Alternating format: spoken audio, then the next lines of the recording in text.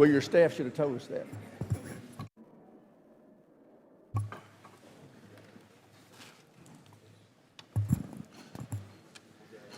Committee will come to order. I ask unanimous consent that the chair be allowed to call recess at any time without objection so ordered. I welcome our witnesses and thank them for their service to our nation. Today we'll hear from the Department of the Navy regarding the FY26 budget request. While I appreciate the budget documents received last week, we still lack the necessary details to fully evaluate how Congress can best support our sailors and Marines and maritime nation. As a maritime nation, our naval capabilities are central to our ability to deter our adversaries, especially China. We can't do that without growing the surface and submarine fleets. But when it comes to shipbuilding, we remain woefully behind schedule and way over budget. We took the first step towards accelerating shipbuilding and rebuilding our maritime industrial base through the House-passed reconciliation bill. This once-in-a-generation legislation will invest over $34 billion to expand the size and enhance the capability of our naval fleet. It includes funds to field critically needed new capabilities like the FAXX and the unmanned vehicle vessels. These capabilities are essential to deterring China. But it also builds capacity and improves infrastructure across our public shipyards and maritime industrial base. It's not enough to fully fund and rebuild our naval strength. We need to also continue investment in the out years. We need to send a clear demand signal to the industrial base of exactly what we're buying. We also need to reform the way we buy ships. I think the problem starts with a broken requirements process. We've seen it needlessly increase delivery timelines and cost. Shipbuilding isn't the only area impacted by our flawed acquisition process either. The entire defense acquisition system is too slow, rigid, and bureaucratic to meet our needs. To maintain American deterrence, we need to equip our warfighters with what they need and when they need it. Ranking Member Smith and I have introduced legislation to reform our flawed acquisition system. This bipartisan SPEED Act will be foundational to the FY26 NDAA. It streamlines and modernizes defense acquisition, and it ensures that our acquisition process is centered on one primary objective: equipping warfighters in the quickest and most cost-effective manner possible.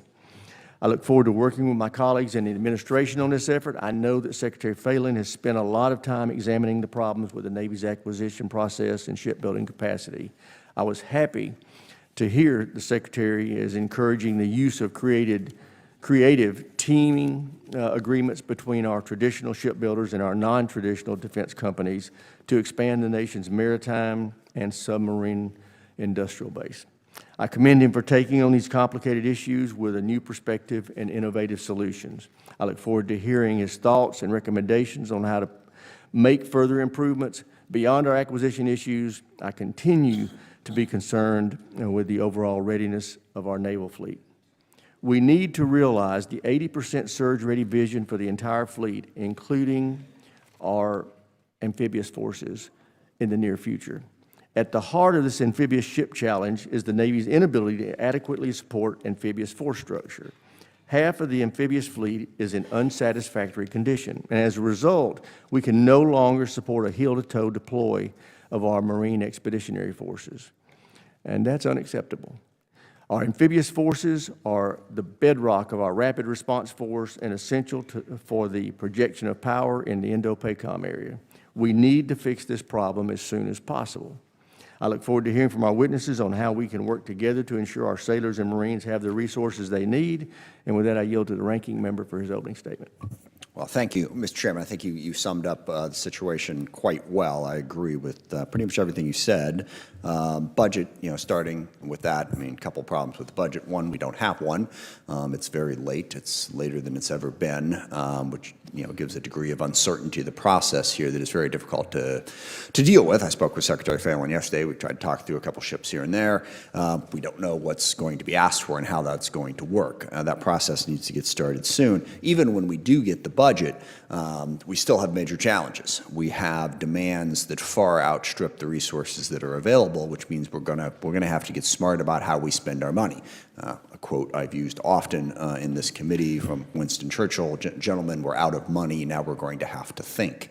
That is going to be really, really true going forward, no matter when that budget comes out. And the chairman correctly identified, two of the big problems. Every ship program that we have is way over budget and way behind. We're struggling through that. We have major capacity issues in terms of workforce and shipyards that we have to try to deal with. So that entire picture, very complicated, very difficult, and short of the resources that we would like to have. So we're going to be very interested in conversation today about how you intend to attack that very difficult problem, readily acknowledging that the gentleman before us here today did not create that problem. This dates back through multiple administrations and a number of years. We just need to work together to figure out how to fix it. And then the problem that the chairman identified, the readiness issue. The ships that we do have are not ready at to the pace that they should be. Some of that is a matter of retiring old ships that are no longer performing. I think there are potentially AI solutions. I've been very impressed with what the Air Force has been able to do with predictive maintenance through the use of AI to make things more, to basically figure out when it's going to break before it breaks and fix it. So we've got a lot of work to do there. I'm interested in how we can work with foreign partners, as long as we still have foreign partners who do have massive shipbuilding capacity and could potentially work with us to help deal with those issues. And then the other challenge is, what's the right mix? We've all seen from the war in Ukraine and from the rapid pace of innovation just the amazing things that autonomous systems have been able to accomplish. How do we factor that into the fleet while we are still, building aircraft carriers and destroyers, submarines, and all of that? What is the right mix of those capabilities?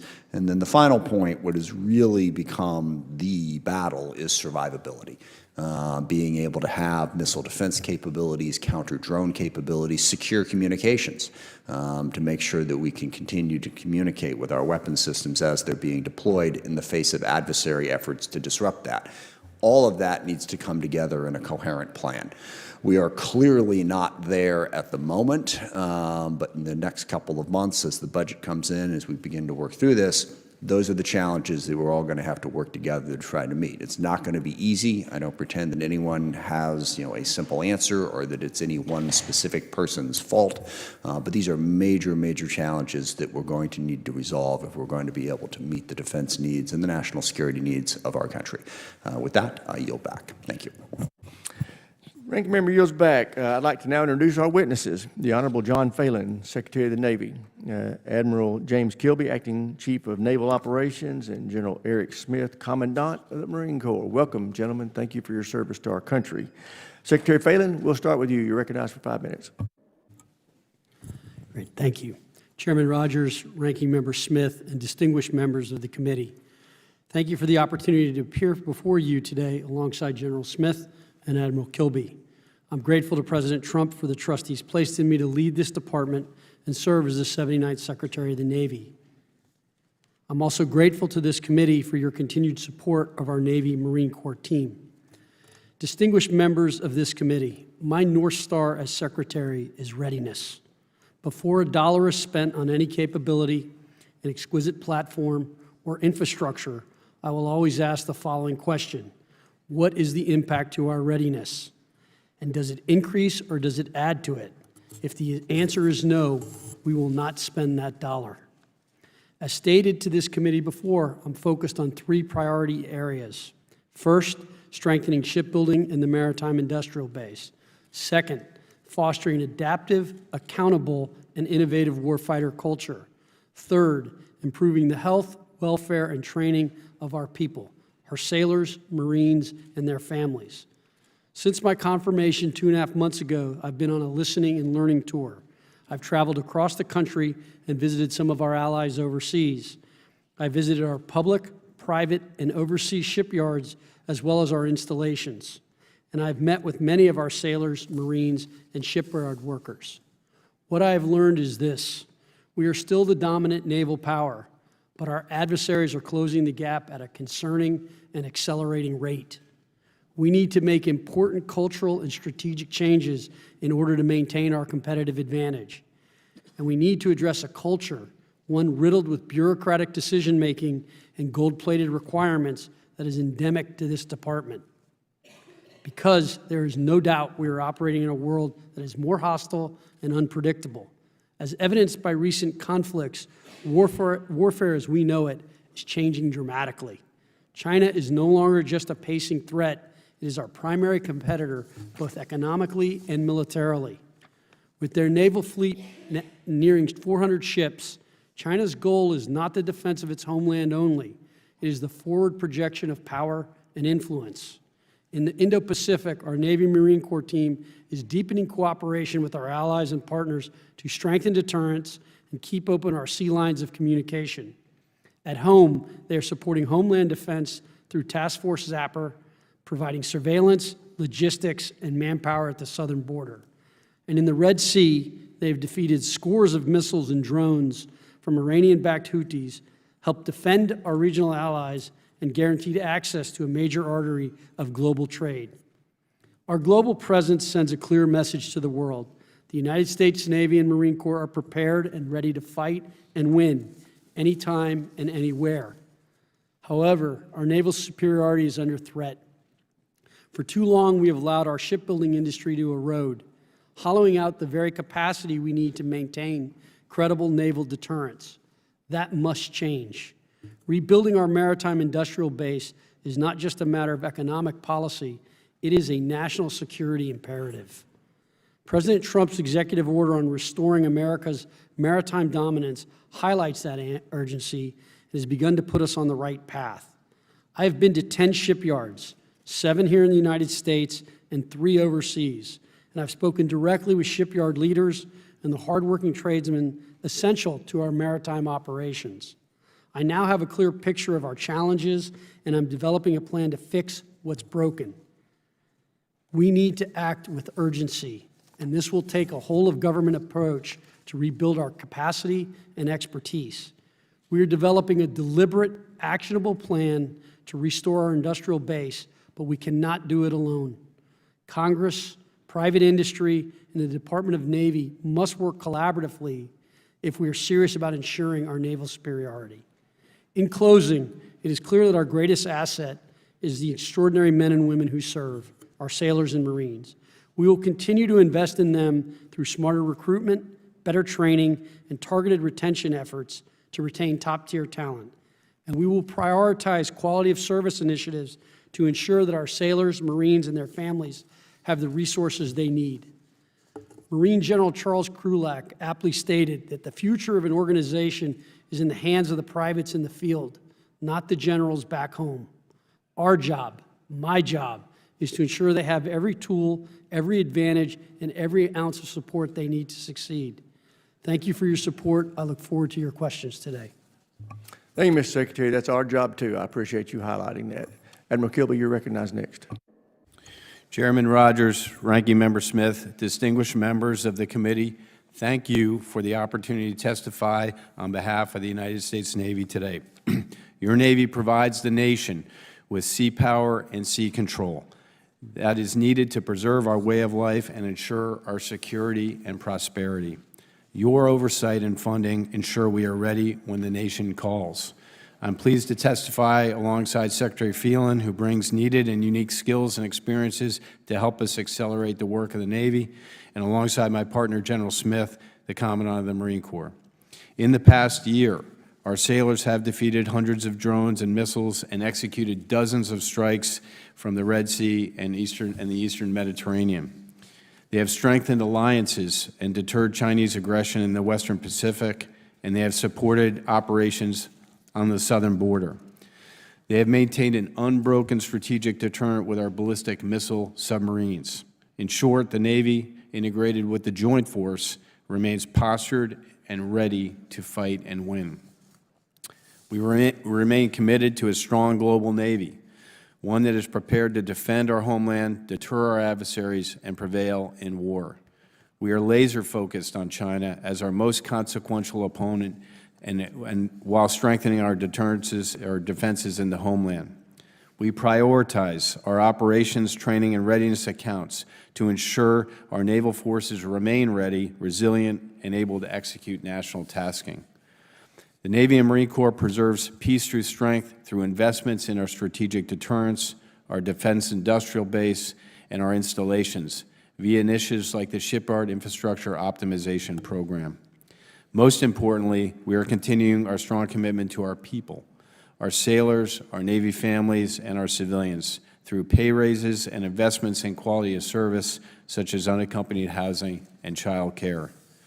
But we are facing some challenges. First, our platforms are not as ready as they need to be. We set an ambitious goal to make 80% of our submarines, ships, and aircraft combat surge ready by 1 January 2027, and we're not there. To do that, we are reducing maintenance delays and improving manning, training, modernization, and sustainment. Secondly, the Navy has 22,950 gaps at sea. Thanks to process improvements and targeted investments, we are on plan to reduce that number significantly by the end of 2026. We are committed to attracting and developing Americans who can innovate, solve hard problems, and dominate in combat. The Navy contracted over 40,000 sailors last year, the most since 2003, and we are currently on pace to exceed that recruiting goal for 2025. Thirdly, our ordnance expenditures in the Red Sea have highlighted the strain on our munitions industrial base. The Navy is working with traditional primes and new entrants to close this gap, developing kinetic and non-kinetic weapons at speed and scale.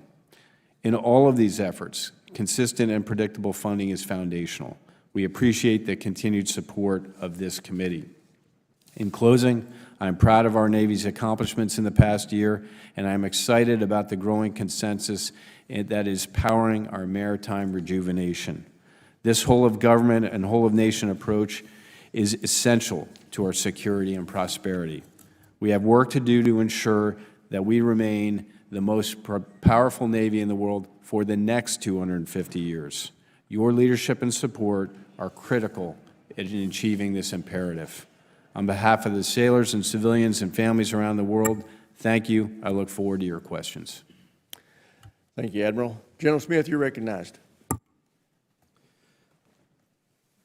Good afternoon, Chairman Rogers, Ranking Member Smith, ladies and gentlemen. I'm honored to appear before you today alongside Secretary Phelan and Admiral Kilby, my shipmate, to represent your Marine Corps. I'm going to keep my comments short so I can answer your questions. First, I'd like to start by sharing the Marine Corps' top 3 priorities.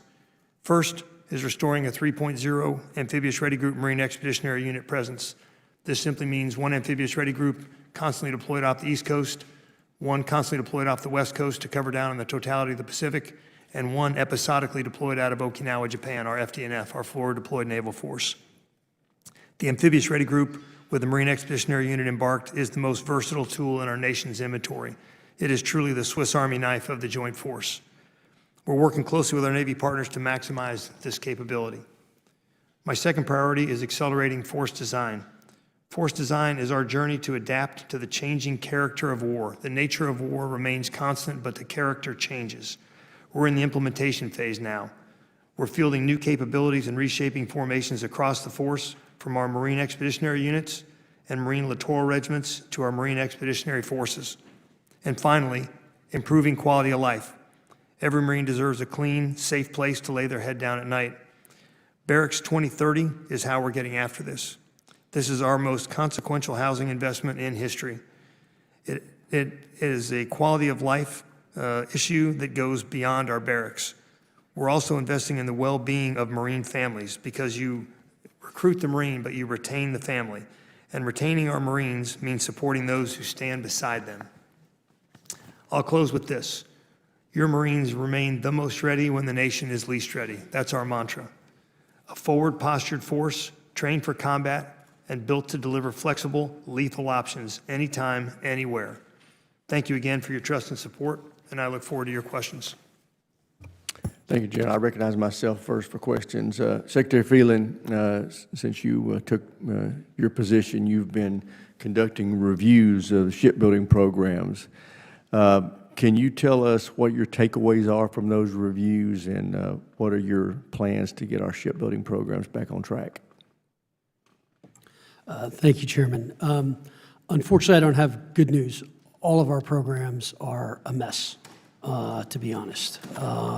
We are behind schedule and over budget. I think our best performing one is 6 months late and 57% over budget. So I am working very hard to try to get. And you said that's the best one? That is the best one, I believe.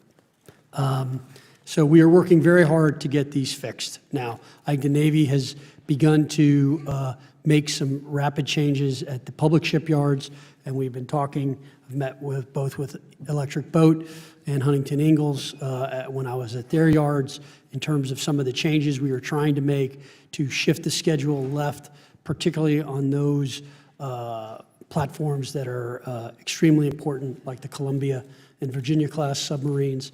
I think we've got some plans in place that will help shift that schedule left, and then we are working on the costs and trying to understand the whole procurement way we procures and the way we're going to attempt to budget going forward, or not budget, contract going forward with them. And so I would tell you, as I think I said in my opening statement, this is really a whole of government approach. I think there's two ways to look at it. There's a two ways I look at it. There's a short run and a long run. In the short run, I have got to get hulls in the water. And so that means all options are open. So we have to look at foreign and domestic. In the long run, I've got to get the maritime industrial base in this country back on its feet because it's strategic, and that will take a longer amount of time, but we will have to do it. We have enough business today. We could not fulfill all the business we have today in the United States. So we have to probably expand shipyards. We probably need to open new shipyards as well. And expand on that. How can we help you do that? And how would that functionally work? So I think we're still in the early stages of putting these thoughts together. I think it will it's obviously going to require capital. It's going to require not having 5-year environmental studies and huge bureaucracy to get things done.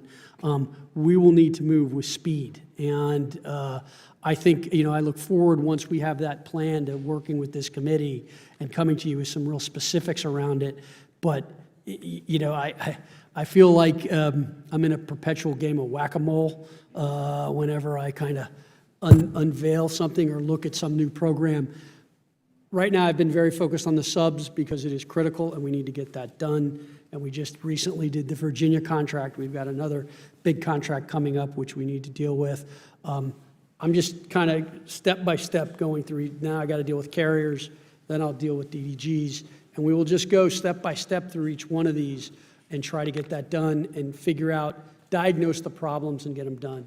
But I also would say to you, look, we've got a work shortage. We've got to get more workers. I think the wage package we put together in Groton and Quonset was a good step forward on the Virginia contracts, and I thank this committee for that. I think that we need to get much more efficient, much better. When I was in Korea, I got in a DDG that's 10% bigger than ours, a very good ship, third of the cost, and built in 3 years. Well, you've painted a very bleak picture, and the truth is we need accurate. If it's ugly, we need to know it's ugly. You talked about having coming up with a plan to resolve this or take these challenges on. What timeline do you think you'll need to be able to put that plan together? So I'm on day 72 of the job. I am pushing very, very hard to try to have something done in the next 30 to 60 days with a kind of complete kind of idea of where I'm at. It just really depends what else happens and what pops, but working very hard. And again, it's just methodically. I had to go see the shipyards. I had to go see the programs. Now, look, Well, we just need you to get us information as soon as possible. You know, we're going to try to do the NDA in mid-July. If you want us to help you with that product, you need to try to get us something by then. I yield to the ranking member. Thanks. Just following up on that, as you know, the chairman and I are working on an acquisition reform process, full committee is. And, you know, when you make those statements about how quickly other places are able to build ships, a lot of it, I think, comes down to regulations and requirements. The requirements process is an endless rotating nightmare that is completely disconnected in many instances from a usable product. And I think we agree with that. I've often made the joke that if I could, I would snap my fingers and eliminate half of all regulations, and I don't care which half. That's probably not a smart way to go about it, but we seem to make no progress on this. So just for all three of you, I'm curious, how would you blow up that regulations process, shrink it down so it stops sucking us into this? It's not the only problem, I will grant you, but it certainly seems to be really a big part of the problem. Admiral, you want to take the first stab at that? Hey, sir, thanks for that question. One of the things taking a page out of the Ukraine lessons learned and what's happening with the Houthis is we must go faster. So I think abandoning the idea that we have to have an approved program of record before we proceed is something we have to consider for capabilities like unmanned to get them out faster. So we were working on a legislative that came out for a rapid capabilities office in Naval, and I asked for that to include the entire Navy. We are going to talk to the Secretary about that, but to me, that thing within the Navy could allow us to deliver capability faster. I acknowledge the tenets of the SPEED Act and the desire to remove holdups there, and I think that that's good.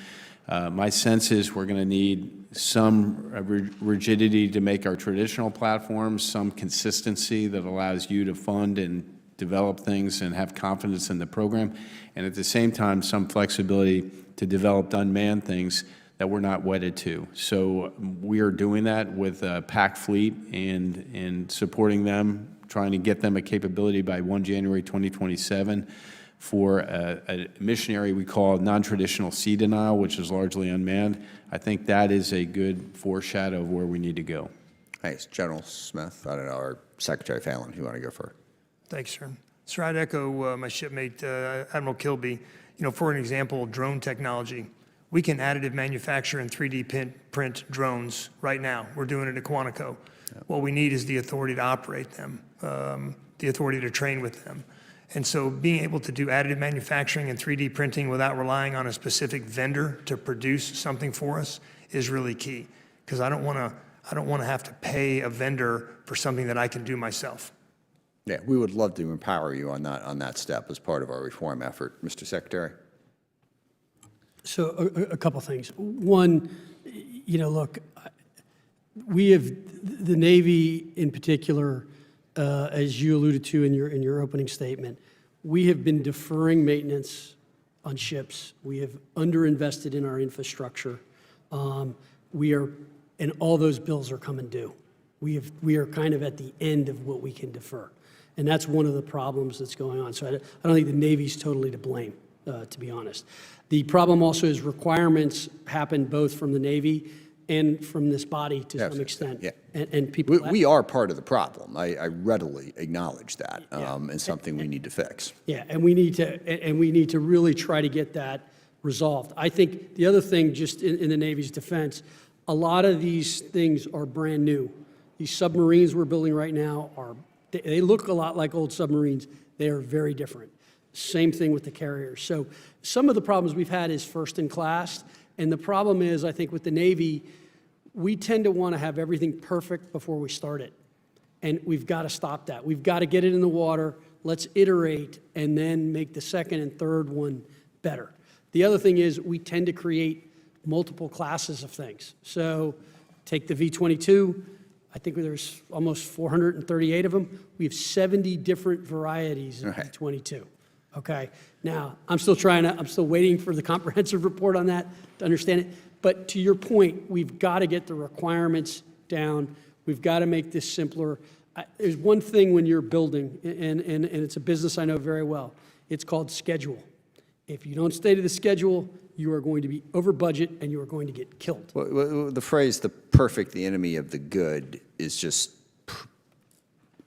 so emblematic of everything we do on so many different projects and pieces that lead us to that incredibly high cost, and then forget perfect. We don't have anything. It takes forever, and it just spends all of the money. So I applaud those efforts. Look forward to working with you. I yield back. Thanks. Chair, and I recognize the gentleman from South Carolina, Mr. Wilson. Thank you very much, Chairman Mike Rogers, for your leadership.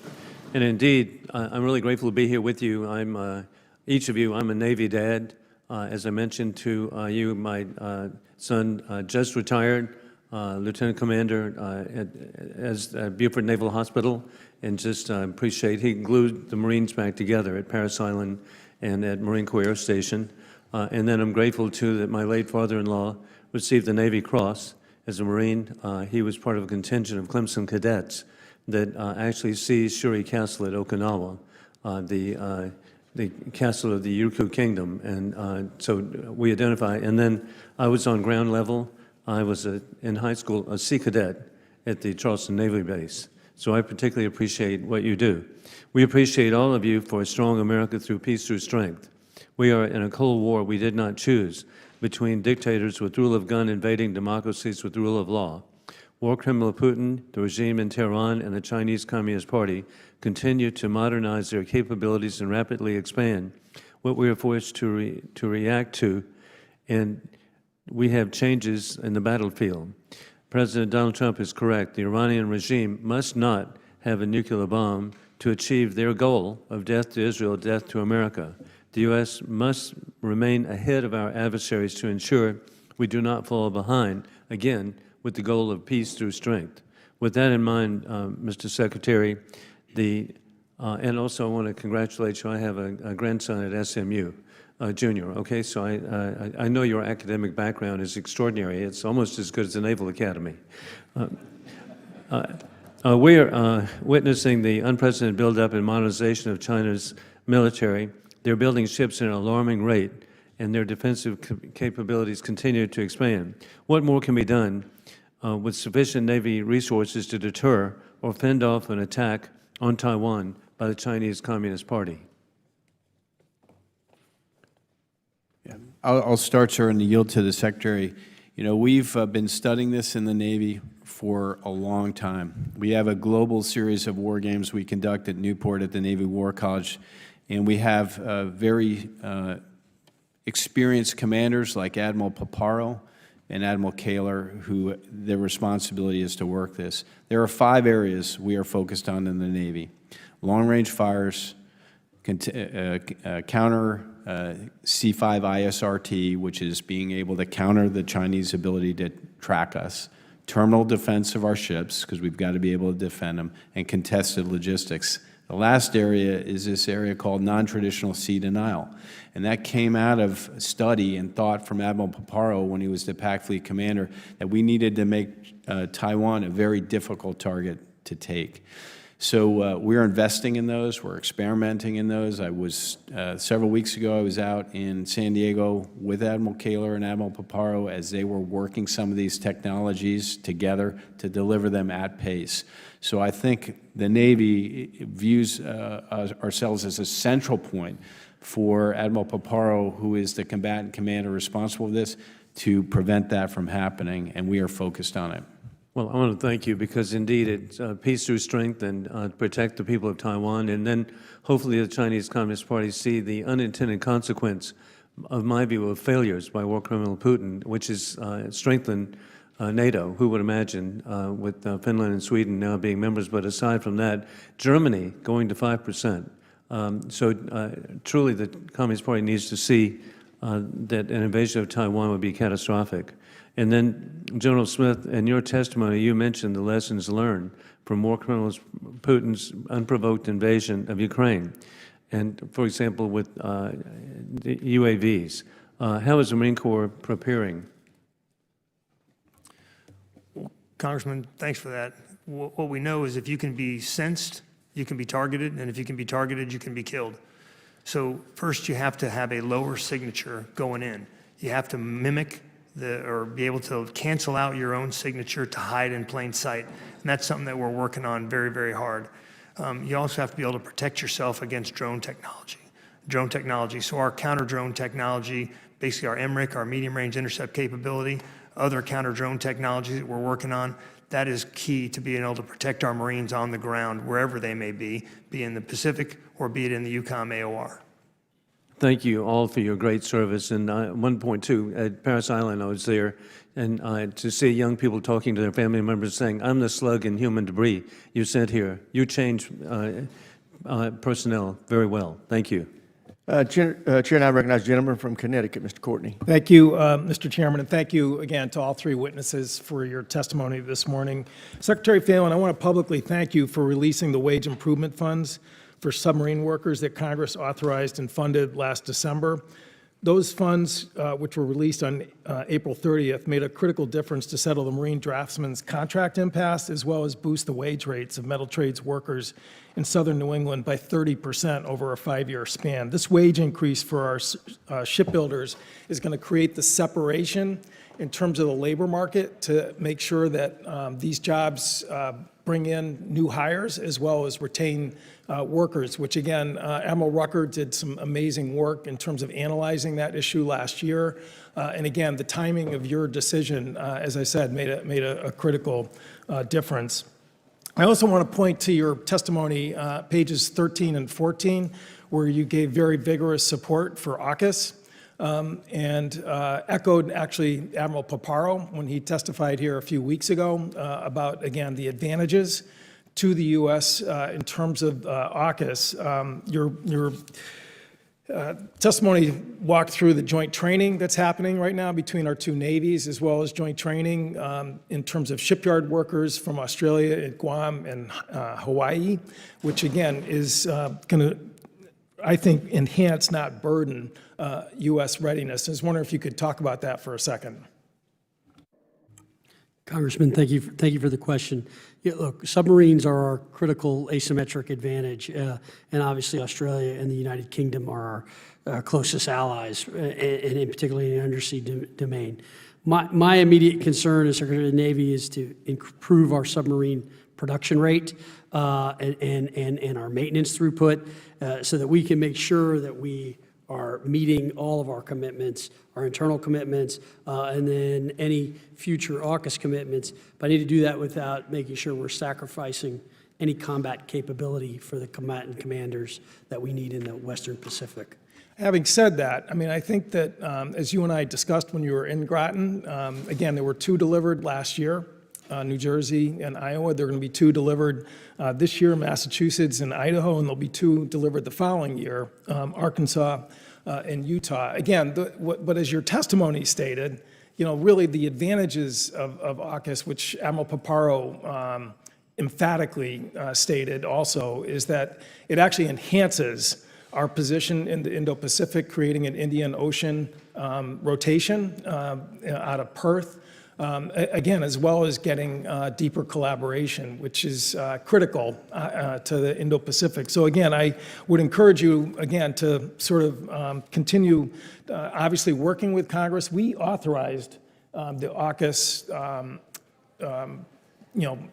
powers in 2023. There's strong interest, bipartisan interest on this committee. And again, I think the investment by Australia, $500 million into our industrial base, which we had to pass a law to allow that to actually happen, again, shows that this is clearly a bilateral commitment between the 2 countries. Admiral Kilby, you, again, walked through the combat surge readiness for the different parts of the Navy. As far as submarines, which, again, is part of the inventory question that the Secretary was mentioning as far as AUKUS is concerned, the number is 72%. It's not where we want it to be. We want it to be at 80%. But I remember well when Admiral Houston took over at Naval Reactors in January 2024, it was at 60%. So clearly the public yards like Portsmouth and others are really stepping up their game, and we're seeing that number move in the right direction. Isn't that correct? It is, sir, but I'm not satisfied.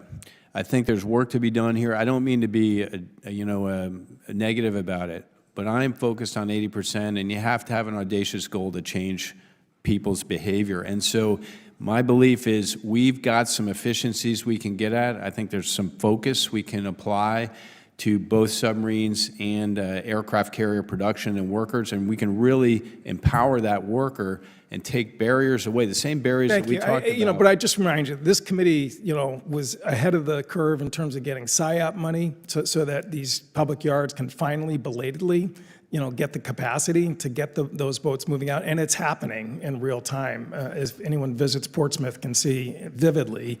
And again, we all want to be at 80%. The point is that the trend is certainly heading in the right direction compared to where it was really just a year and a half ago. Sir, I'm in a violent agreement with you, and I'm still on the case. Okay. We have 17 boats that are in some kind of availability, and my target's 10. Thank you. I yield back. Chair now recognizes the gentleman from Virginia, Mr. Whitman. Thank you, Mr. Chairman. I'd like to thank our witnesses today, Admiral Kilby, Secretary Phelan, General Smith. Thanks again. Thanks for the incredible job you're doing. Gentlemen, I want to begin with submarines. We had a hearing last week with leadership in the Navy. I was assured that we would not repeat the budget request from FY25. We only requested one Virginia-class submarine. I look forward to a request coming over this year that will, at the minimum, request two. We know where we are. Mr. Courtney pointed out where we are as far as A-sub-O, operational availability of submarines. I still want to get a perspective on where we are with the number of submarines. Admiral Kilby, is the requirement still 66 attack submarines? It is, sir.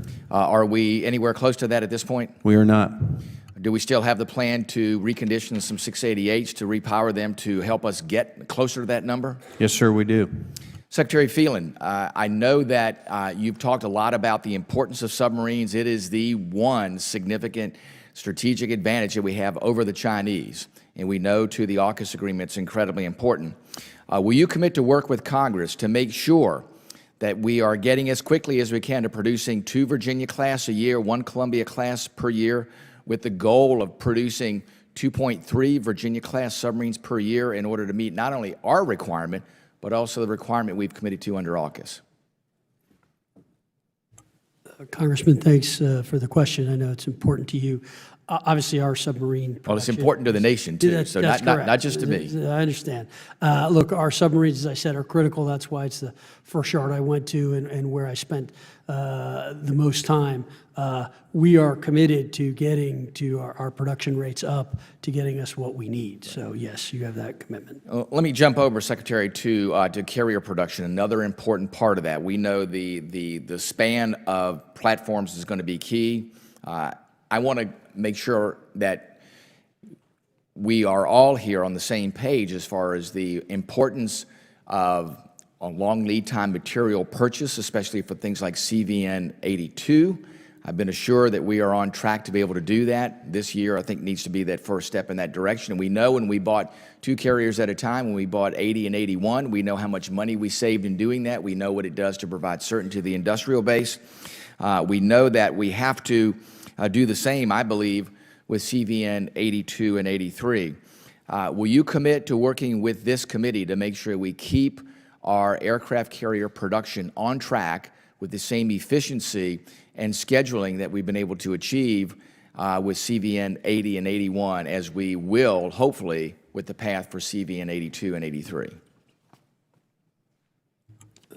Congressman, thanks for the question. Look, carrier strike is a cornerstone to our naval power, and it's necessary for the current and all future fights. I would say that what we are doing right now, and we do have some issues with 80 and 81 that we are working on as we speak to try to make sure that the schedule is on time. We are looking at the entire force and trying to understand manned, unmanned, both in air, sea, and undersea, and what is the right balance, and what is the right way to kind of have that work. And so we continue to look at that. As I will say to you, the carriers are quite important to the force and force structure, and we are. I look forward to working with you as that posture review gets done. Thank you, Admiral Kilby. I want to now focus on amphibs. We know that Congress has been Very laser focused on that by setting a floor of 31 operational amphibs, also making sure we have a maintenance plan that allows us to achieve a persistent 3.0 ARG-MU presence. We've known in the last 3 requests in AFRICOM, we haven't been able to meet the crisis response request that's come out with our amphibs. In the Navy's latest update, in the update it states 3.0 ARG-MU presence is not a requirement. That's pretty interesting when Congress says that the 31 floor is a requirement and that we require a maintenance plan to achieve 3.0. Why does the Navy characterize the 3.0 ARG-MU presence as optional? I don't mean it to characterize it as optional. I want to maximize the availability of our amphibious ships, and I've done poorly in that, particularly in WASP and Boxer deployments. So I'm committed to getting our amphibious maintenance done on time so the Marines can embark and we can deploy as scheduled for the global force management process. Our shipbuilding numbers, as you know, come from force structure assessments which are derived in our shipbuilding plan. And the shipbuilding plan that we have maintained has been 31. My estimate is I need the 46 amphibious ships. Gentleman's time to expired. get to Chair now recognizes the 3.0. gentleman from California, Mr. Garamendi. Thank you, Mr. Chairman. Secretary Phelan, I was impressed and quite pleased by your testimony, both written and oral today, and your focus on the industrial base, the ability of America to build ships, to repair ships, and the focus that you have. I was hoping that my colleague, Mr. Kelly, would be here as I spoke and bring to your attention the SHIPS Act, which is the implementation of the President's executive order about about our industrial base, military industrial base, and the maritime industrial base. I look forward to working with you on the implementation of that. There are multiple ways in which that will have to be carried out, but the essence of the SHIPS Act is to rebuild our commercial maritime base, and in doing so, enhance the ability of the naval shipbuilding to be done. So we got a lot of work out ahead of us. I would ask for your support and any ideas and suggestions you have about the SHIPS Act. We expect to move it this year. Maybe we'll get it done, but it does have bipartisan and bicameral support. So with that having been said, one of the challenges that the SHIPS Act will address is the contested logistics challenge. It's pretty clear right now that we do not have the capability of maintaining our fleet in the Western Pacific through a long period of time because we do not have the logistical support available. To achieve that, the SHIPS Act goes a long way, but there's another piece to it, and that is the use of the Jones Act fleet as a opportunity to provide the necessary logistical maritime support. We are moving this along. We would look at the Jones Act fleet and develop a program in which some of those ships, for example, tankers and roll-on, roll-offs, would be built to military specifications. Going to have to put a little bit of DOD money into it to achieve that, but then those ships would be available like the aircraft in the CRAFT program. So I draw your attention to that as a solution to meet the necessary logistical support, not only in the Pacific, but also in other parts of the world. Now, are you willing to work with us on these two areas? First of all, the SHIPS Act and the implementation of the executive order, and finally, the use of the Jones Act fleet as a backstop for the logistic support that the Navy will need.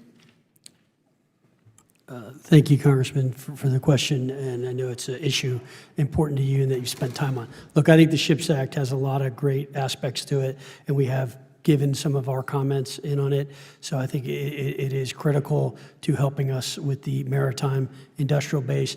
In terms of commercial shipbuilding and military shipbuilding, it is something the Chinese do very, very well. And we need to start thinking about that more and more in terms of how we modify commercial ships and with military issues in mind. So it is something we are spending time on and looking at and trying to get better ideas of how to do it. Because I think, as Admiral Paparo likes to say, it's how many holes in the ground can you get? And we are trying to make sure we can optimize that. And if a conflict does take place, commercial and logistic ships will be very, very important to that effort. There's an example next to you with the Marine Corps, who have found that some of the offshore support vessels for the petroleum industry can be modified and used immediately by the Marine Corps. I'll let that stay there. Admiral Kilby, you knew I was going to go here, and that has to do with that how do we make sure that the ships that are supposed to be going into availability are prepared for that availability, that the status, the capability of the ships are known before they even arrive at the repair facility. I'll just use one brief example, recognizing where we are in time. But USS America is going to go into availability. She has 191 open and inspect actions that were originally planned for the availability. We've pulled that left and are working with the fleet commander to do those open inspects early so we can properly inform the package. Gentleman's time's expired. Chair, and I recognize the Thank gentleman from Texas, Dr. Jackson. Thank you, Mr. Chairman, and thank you to our witnesses for being here today. Really appreciate your time.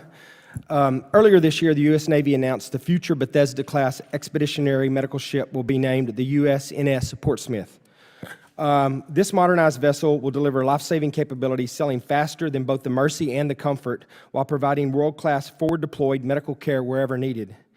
Admiral Kilby, would you describe how these advanced medical vessels are essential to Navy Medical Corps' ability to deliver care in the time of conflict, and how this ship will factor into the distributed maritime operations concept? Yes, sir. Thanks for the question.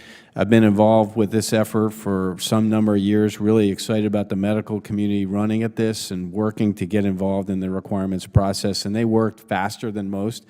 This vessel is a Roll 2 care vessel, so realizing we have 2 hospital ships, we wanted to increase the density of our ships to be able to respond to massive casualties. So we're really good at medevacs of 1, 2, 3 sailors.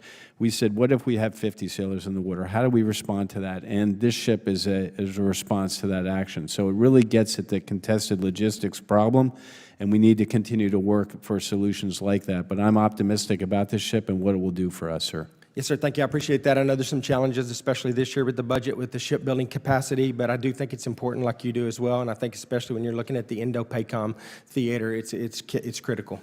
With the continually emerging threats in Indo-PACOM, we must possess unmanned undersea capabilities that meet the growing need for submerged operational awareness and payload delivery. Growth in the private market is generating new solutions in commercial undersea technology while reducing procurement and operational costs for the military. Secretary Phelan, how is the Navy looking to leverage commercially available unmanned underwater vehicles to meet emerging mission needs and capability gaps? And what can be done to accelerate the fielding of these platforms across the fleet? Congressman, good to see you. Thanks for the question. Look, we are testing a number of different unmanned platforms, but in the air, on the water, and under the sea.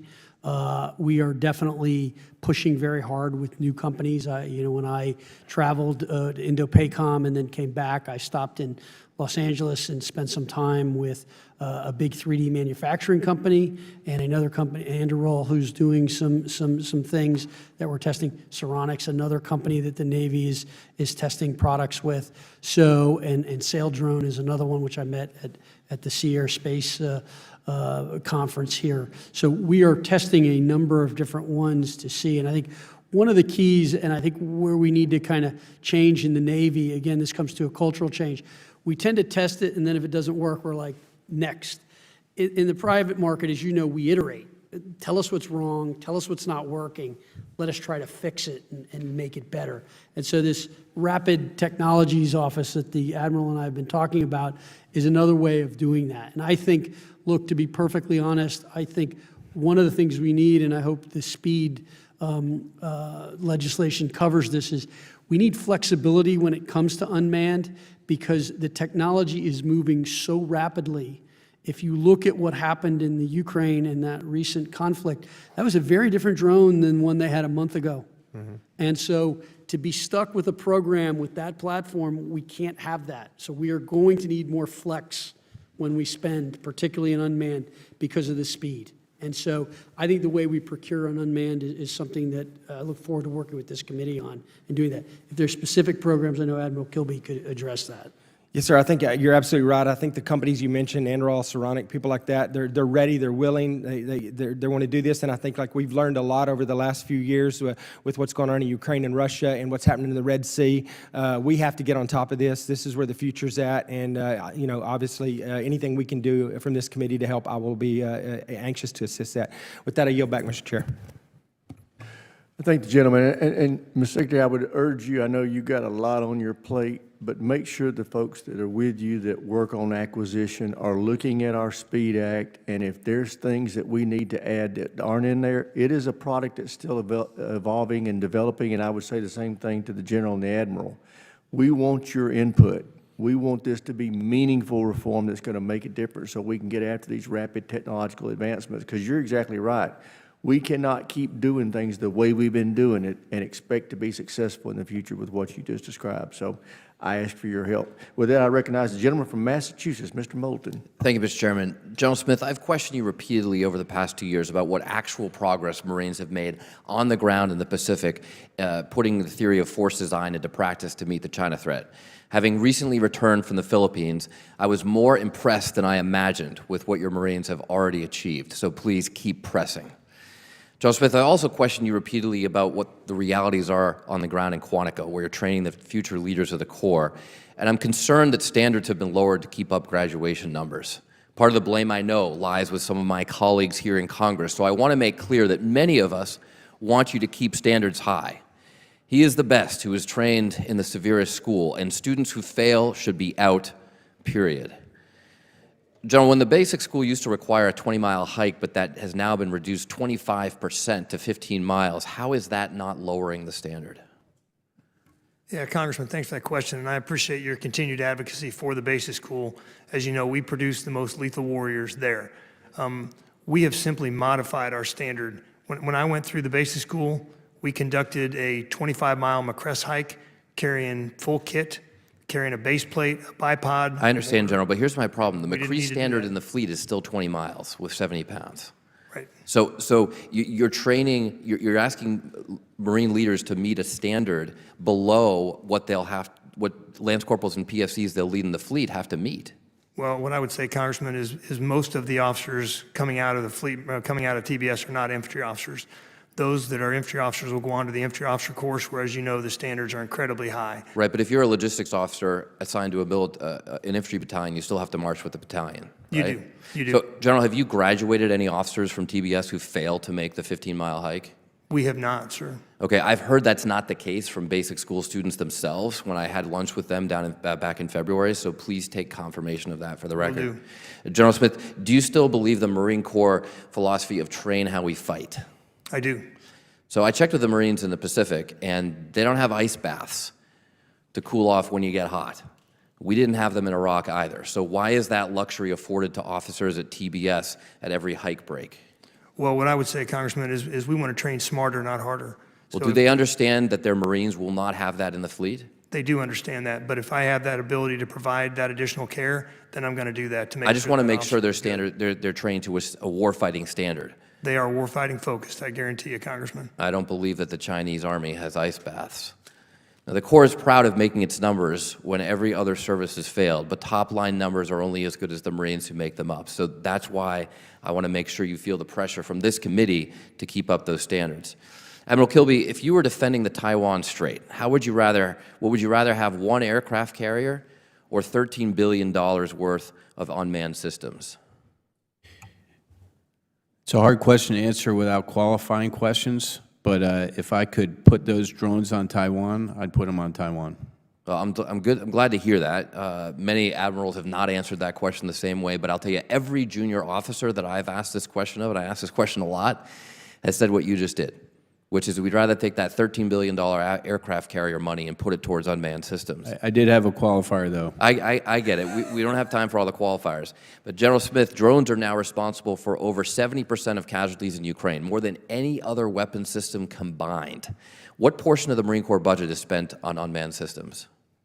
I can't give you an exact number, but it is a small percentage. I've been told it's 2%. So if the goal is lethality, and that's 70% of lethality in Ukraine, how much more lethal would the Marine Corps be if you doubled that to a mere 4%?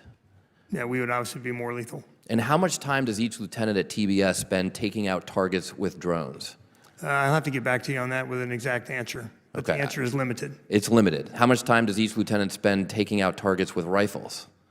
Multiple hours. Yeah, several weeks of training on the But rifle as you range. know, sir, every Marine's a rifleman. That's our creed. Right, and I love rifles. Rifles were also invented in the 15th century.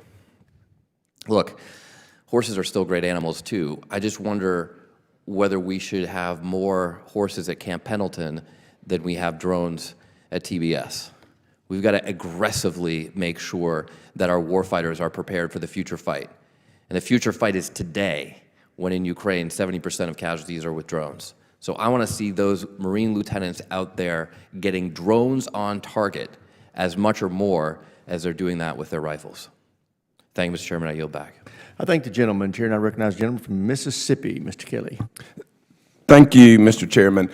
First of all, Admiral Kilby, can drones provide an airfield anywhere in the world that provides a strike group of U.S. sovereign airfield like a carrier can, like we just did against the Houthis? Can drones give you that capability that an aircraft carrier to have a sovereign airfield in foreign lands where we may not have friends? Can it provide that capability?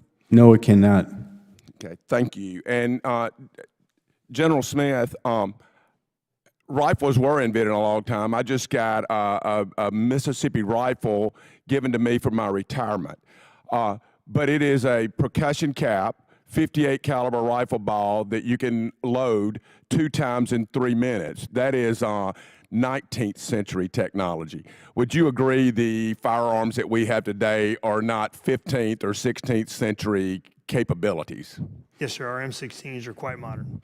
Yeah, I mean, they're lighter, they fire at a rapid rate of fire, you have machine guns and all those things.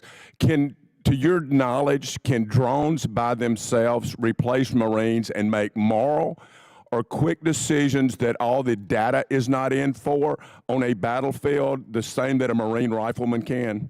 No, sir. The individual rifleman and the mind thereof is faster than any computing model. And I'm all about drones. I believe we need those too, and I believe they're cheap and they're capable, and we've seen that, and we need to use that technology. But it does not replace a thinking individual on the ground who can make decisions that maybe is not in the database. Is that correct? Sir, that is correct. Only a Marine with a thinking mind can make a moral decision. And I think that applies to sailors too, Admiral. I know it probably doesn't to Army guys, though, because we're not quite as smart. I do want to thank Mr. Garamendi and Senator Kelly and Senator Young for the SHIPS Act. Secretary Phelan, I met in your office, and I appreciate that. I appreciate the fresh business side that you're bringing to our shipbuilding industry and to our maritime industry as a whole. I hope that we will continue on that path to look ways to more rapidly build ships, to use automated technology or unmanned systems to replace people where we can. I don't think that means replacing all people. But what other ideas do you have to increase the ability other than, and all three of y'all, we have to get a consistent demand signal from the Navy and the Marine Corps of what we need. And the Marine Corps is pretty good. I know how many amphibs you need and LSVs. But we need to be consistent with industry because they cannot continue to adjust. When we say, oh, we want 4 destroyers, no, we just really want 0. No, we want 1. We've got to be consistent. Are y'all committed to give us a consistent demand of what ships we need built? Hey, sir, I'll start. For the Navy, we want to produce a Navy that we can man, train, and equip and use effectively. And so with the given budget constraints, I'm going to recommend to the Secretary that that's what we buy. To the extent I can do that with consistency, I exactly and agree with you wholeheartedly. And I understand the impact and the demand signal on industry, but I feel a commitment to the Secretary to make sure we're manned, trained, and equipped. Those are the readiness accounts, and the Secretary referred to that I want to make sure are solvent so we can employ the Navy the way we want to do. So there's a little bit of a push-pull there. I'm not trying to be cute with you. I am trying to say we need a bigger Navy, and it needs to be manned, trained, and equipped to do what it needs to do. And with that, I know we've spoken at length about this, so I won't delay that. Tell me, though, I think Congressman Moulton had a great point on where we do need to replace men and women with machines, especially in hostile environments. In what way can we use USVs or all the unmanned systems, whether subsurface, on the surface, or drones in the air? In what ways can we use those to complement our Marines and Navy across the world? What plans do we have to use as many unmanned systems as we can? Well, I'll start with that. I answered that question. It's non-traditional sea denial, specifically focused for Admiral Paparo and Admiral Kaler in the near term. But they don't replace the legacy platforms we need. It's a combination. And we need to work with the Secretary on a vision for a hybrid fleet, which has both of those moving forward, but I'll yield to the Commandant. Yes, sir. We're exercising and practicing with some big wing drones, our MQ-9s, our other drone technologies, but they are complementary of the manned fleet. They're complementary of our F-35s. They're a loyal wingman. They don't replace a manned aircraft. I yield back, Mr. Chairman. Yeah, before we move on from this, Mr. Kelly was asking an important question, and I've stated in here repeatedly, and I can't emphasize this enough, budget can't drive policy. Policy has to drive budget. When General Kelly asks you about the numbers you need to tell us what the numbers you need to meet the threat. And if the budget will only allow you to achieve part of that number, then tell us that and put the balance in your unfunded requirements list. It is our job to find you the money. It is your job to define what you need to meet the threat. And I just really am frustrated by the fact that presidents, both parties, give us budgets that show us what they would like to do. That it just informs us. It does not limit us. I know it limits you, but we still need you to tell us what you need. And I think that's what General Kelly was getting after in that question. So that understand there's what's in the budget request, and then there's the UFR list. We look at that UFR list as being the balance of what you said you need. So I'm sorry to take that time, but I do want to drive that point home. Thank you. And with that, I'll recognize the gentleman from Massachusetts, Mr. Keating. I would like to just, if you could, comment on another area of concern and competition that we have with China and with Russia in particular. And we have the opportunity to work more with our allies, particularly our European allies in this respect. And that's what's happening in the Arctic. You know, there's other programs outside the Navy, national science programs that have been cut that deal with, for instance, issues. The Office of Polar Programs is one, but they're dealing with a lot of the research issues that are necessary a component to us being competitive in these areas. So I want to ask, has the Navy undertaken those things that are, is it duplicative? Is the Navy getting that kind of research that it needs in the Arctic areas? What are we doing? How are we cooperating with our allies in this regard? And what competition do we have? I know it's an area more and more that we must stay competitive with. So I don't know which of you would like to address that. Secretary, if I could, I'll start and yield to you. We are interested in the Arctic. We do every 2 years a exercise in the Arctic called ICEX, which is primarily focused on our undersea platforms, submarines in particular. But over the past, I would say 5 years, we've been pushing our strike groups farther north because we want to have that capability. So, and working finally with the Coast Guard and NAVSEA on the development of their cutter program. So I do think there's increased activity. I am concerned about it. We are pushing north to operate there more. What do we have for assets? So really, only a couple, really. Well, we're restricted, we are, sir, absolutely. But we're restricted, as you know, on times a year we can push up there. But we want to the extent we can push our strike groups up there and our amphibious readiness groups, we want to have that capability. What does Russia have for assets? It's amazing. The disparity is a concern. Yes, sir, concur.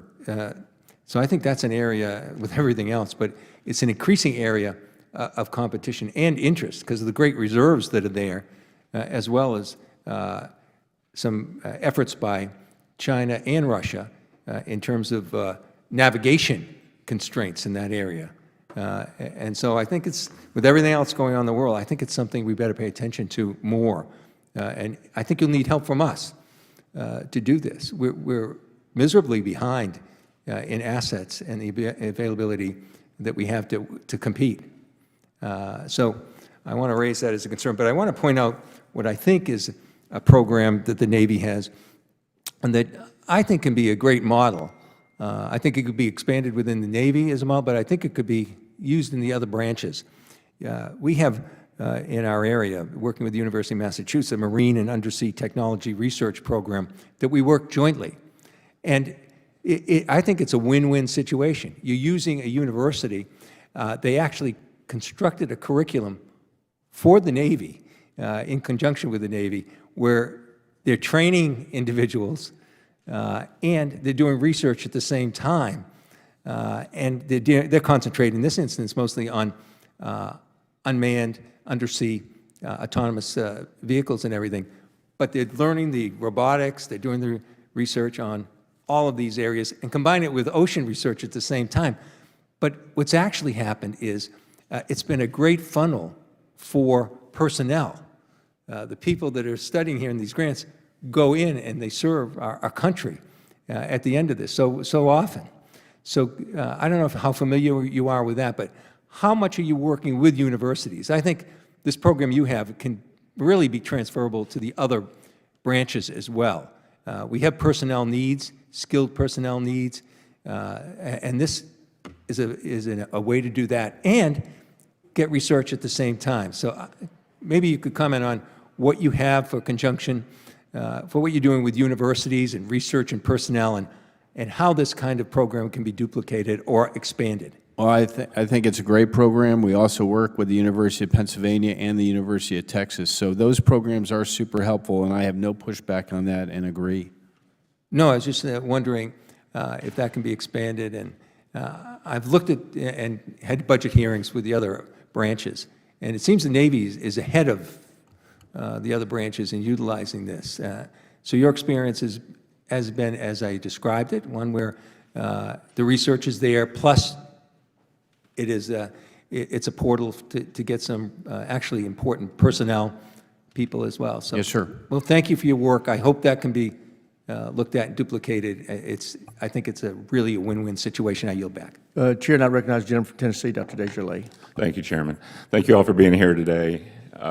Admiral Kilby, the Navy's pilot shortfall is increasingly concentrated in high-skilled strike fighter and electronic attack pilots. Surveys show aviators want flexible contract terms and more merit-based retention bonuses. What are you doing to improve this issue, and have you seen any progress?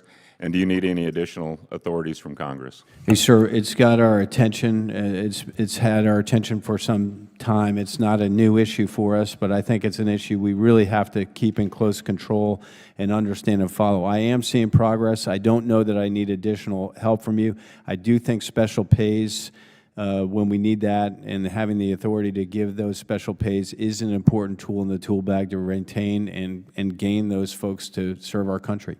And staying with you, you have 23,000 fewer sailors than needed to man the fleet, and only 89% of the positions were filled as of March.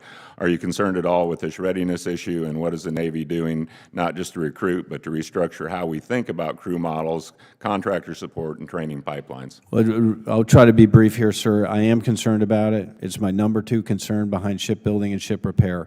I am optimistic in where we are with recruiting this year and where we frankly turned around since the mid of 2024. We saw a change in behavior in our structure, and we put a lot of emphasis on it to get after it. And we're in a reasonably good place. But to your point, 22,950 gaps at sea is a big deal. I think we'll be in a better place at the end of this year. I don't want to go back in the wrong direction of the history, though, where we reduce crew manning and we increase load on the crews. So we've made an adjustment over the last several years where we added 15,000 billets at sea so we can properly man the ships to do the work we have. So I don't want to back off that, and I want to manage it and recruit to make the Navy do what the nation needs it to do. When you talk to sailors or squadron commanders, what are they telling you they need most? Well, we're really hurting at the apprentice level now. Those are where the majority of our gaps at sea are. So it takes 9 months to get a recruit through boot camp and to a ship with no additional training. And we're just seeing a turn in that. When I testified, I think 2 months ago, I said the gaps at sea were 23,200. Now we're 22,950, and we're trending in the right direction. And I think we'll be at 18,000 at the end of this year if we stay on pace. So we just need to have the machine do what it needs to do to get sailors through that pipeline to ships to reduce those gaps. Are you hearing much about pay and incentives or quality of life issues in the service that's driving individuals to leave, possibly? I can't make that connection. I can tell you that quality of service has our full attention because we feel that we have to treat our sailors like world-class athletes to keep them in the Navy. So the Secretary's focused on barracks, I'm focused on barracks. I'm focused on Wi-Fi. I'm focused on paying people on time. I'm focused on creating an experience for them where they feel valued and do not want to leave. Okay. Shifting to conventional prompt strike, Secretary Phelan and Admiral Kilby, you can chime in too. Could you all provide an update on the conventional prompt strike, and from your perspective, what could Congress provide to help get this capability to cross the finish line without cutting corners or overloading the industrial base? Yeah, I'll start. We've had a couple of challenging tests with the Army. We just had a recently successful test. I'm optimistic about the program. We need the program. It has a place in there's a hole in our munitions skill set, below nuclear, where I think this is a critical capability for us, and we'll first field on the Zumwalt-class destroyers and then ultimately on submarines, so I'm completely behind it. And Secretary, do you have anything to add?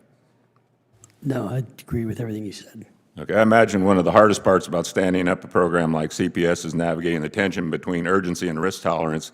At this stage, what's the biggest challenge you're wrestling with internally, whether technical, cultural, or bureaucratically? What would make the biggest difference from our side of the house? I will have to take that question for the record and get with Vice Admiral Wolf. I'm tracking it with him, and I don't know of a specific thing to give you, but I'll take the question for the record and come back to you, sir. Fair enough. Thank you, gentlemen. I yield back. Chair, now recognize the gentlelady from Pennsylvania, Ms. Houlihan. Thank you, Mr. Chair, and thank you very much for your testimony, gentlemen. I'm going to pull a little bit on Representative Moulton's line of questioning, which regarded sort of the balance between lethality as defined by physicality and lethality as defined by modern warfare and modern technology. We all recognize, and I've been supportive of the fact that physical endurance and combat readiness are foundational to the military, and that people should adhere to the standards that we have formed for them, regardless of who they are. Today's battlefield, however, increasingly requires new forms of expertise that Mr. Moulton mentioned a few of, including cyber operations and drone piloting and advanced data analysis. So the traditional view of lethality has certainly evolved. That traditional view of being physical strength and kinetic capability has to expand, in my opinion, to include technological proficiency and cognitive dominance as well. So in this conversation that we've collectively been having about the importance of lethality, which again I support wholeheartedly, how would you think, or do you think, about the evolution of the definition of lethality is for the individual troop? And can you please define what you think modern lethality is? And I'll ask General Smith to talk about that first. Yes, ma'am. Thanks for that question. So every Marine is a rifleman.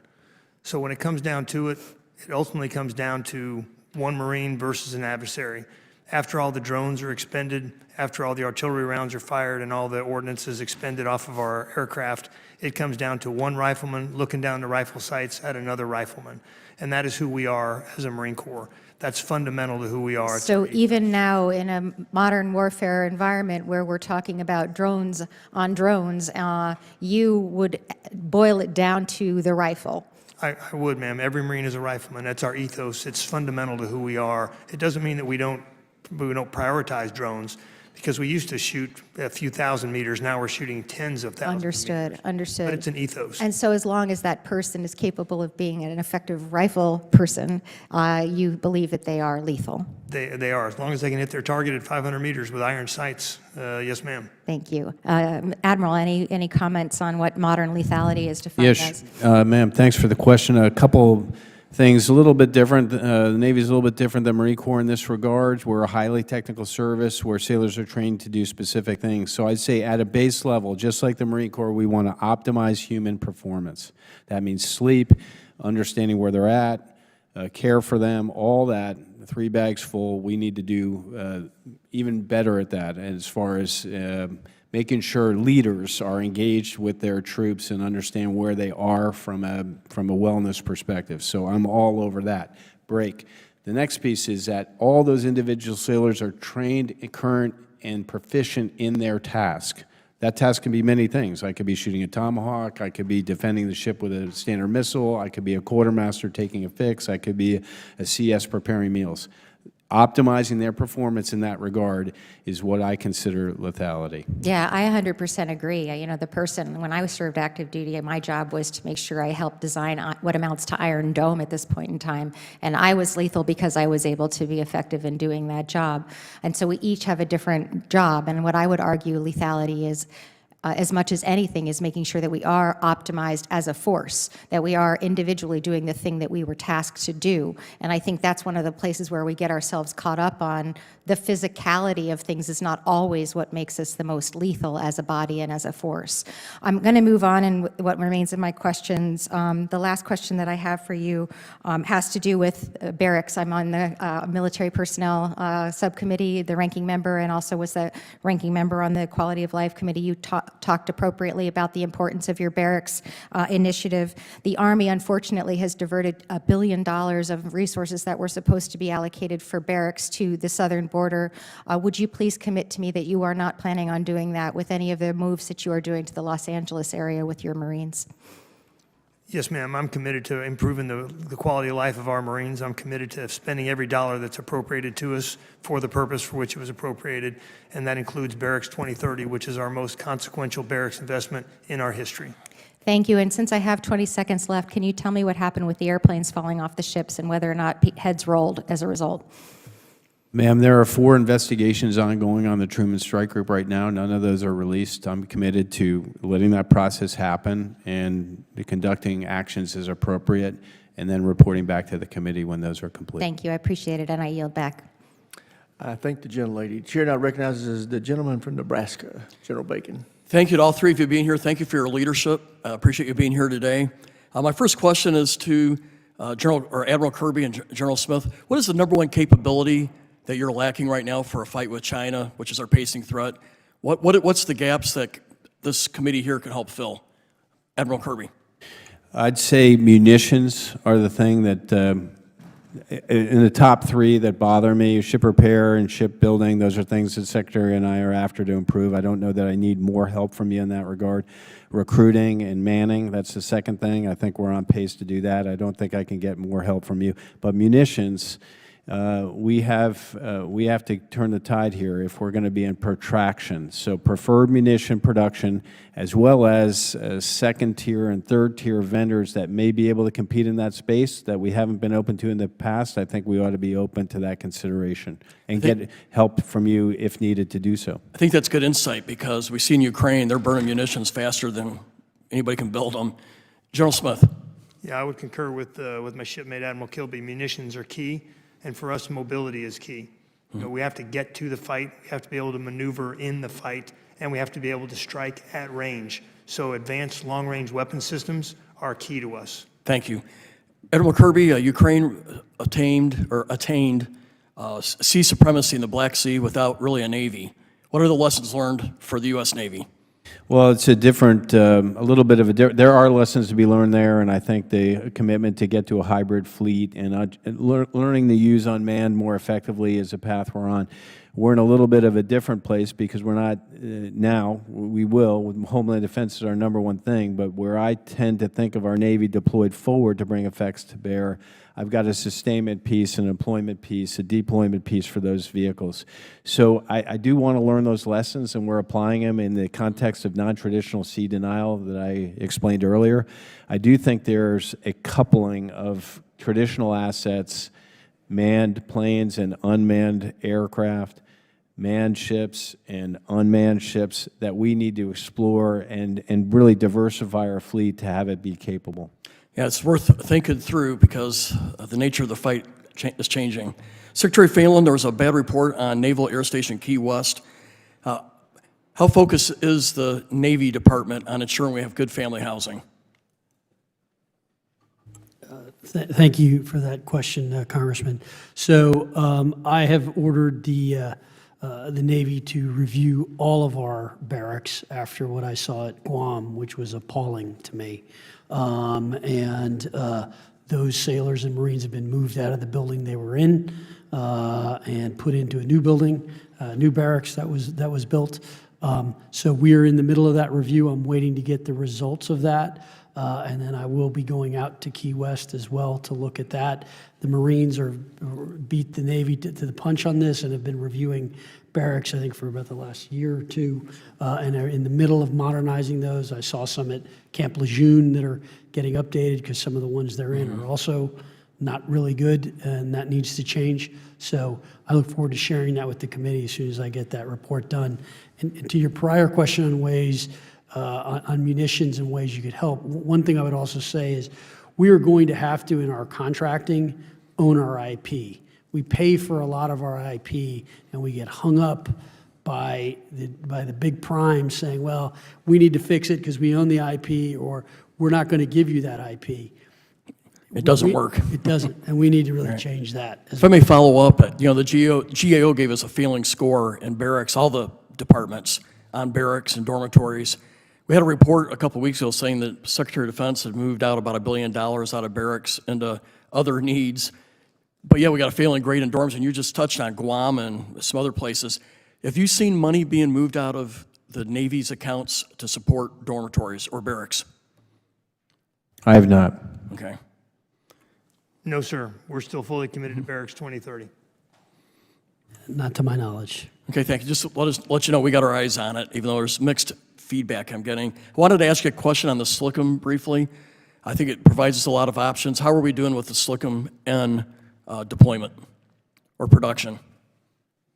So we're committed to SLCM N. I think we had some questions in other hearings about platforms, which platforms. I think initially my opinion is a submarine is the initial platform to deliver that, and we're committed to the program to deliver it on the schedule of 2034. There may be some options to look at some interim capability, and we look forward to exploring those as well. Mr. Chairman, I yield back my -5 seconds. Gentleman yields back, Chair, and I recognize Mr. Golden of Maine. Thank you. Admiral Kilby, you've consistently testified before the committee about the Flight 3 DDG delivering capabilities of important need to the fleet, specifically the radar, which is going to be key to anti-air and ballistic missile defense. One assumes this remains a high priority in places like the Red Sea, Persian Gulf, or South China Sea. Do you agree with that? I agree completely, sir. And the Navy's shipbuilding plan envisions 23 Flight 3 ships.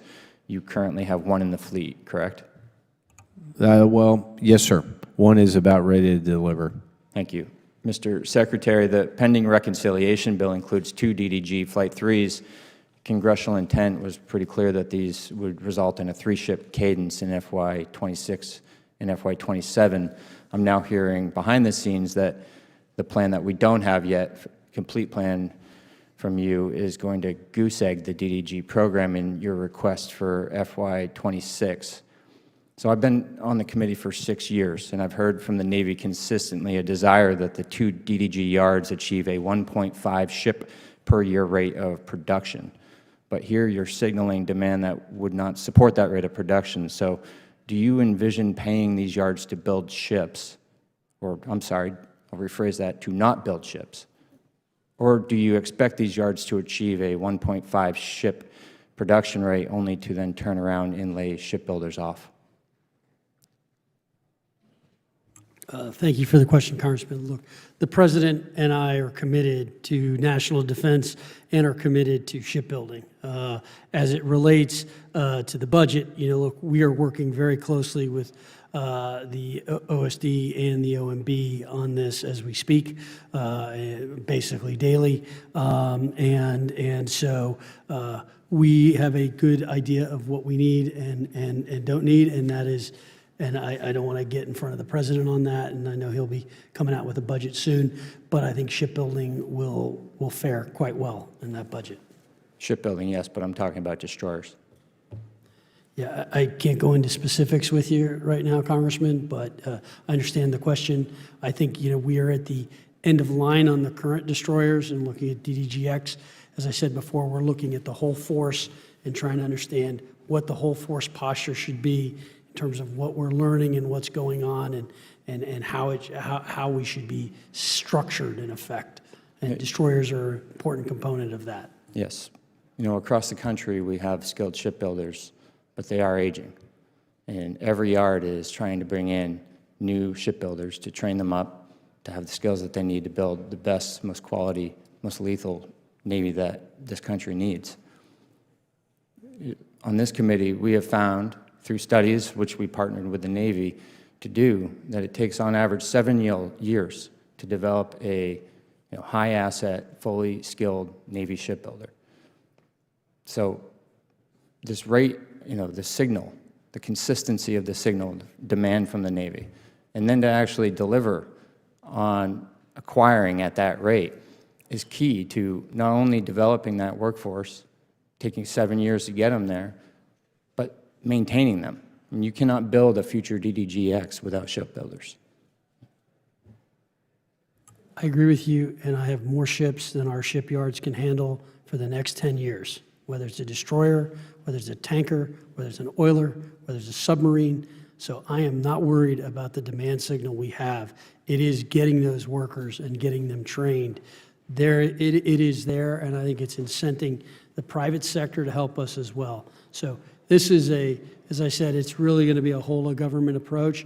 I think the demand signal, as Congressman Courtney mentioned, which we recently did. I hear what I'm speaking to is a consistent concern that has been raised that these 2 yards get to a 1.5 ship per year production rate when you're not actually then demanding that rate, which will inevitably lead to ups and downs, to bathtubs in the workforce where you are hiring people, training people, and then laying people off. What we are asking for is simply consistency. And it's just as important as how big the Navy you want to have and how quickly you want to get there. You're not going to maintain the best shipbuilders in the world if they don't think it's a consistent career, and you need their skills and assets. And I would ask for you to give that some deep thought.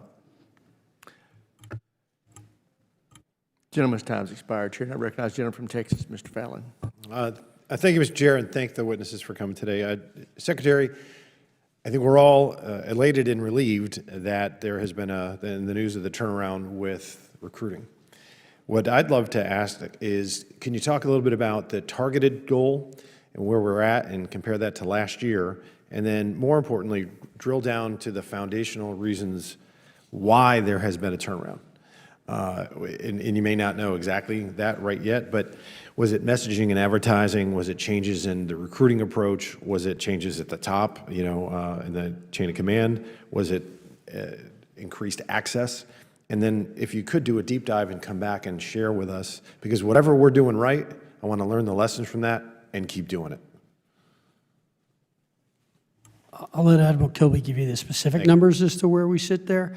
My view is I think that we have, and we are repositioning our branding. I think The Marines do an excellent job in terms of branding and recruiting. They were the only ones that always hit their goals. That is right? correct. And so we have begun, and I think there's a reason why. They put some of their best officers in recruiting jobs. So they've made it a priority and made it important.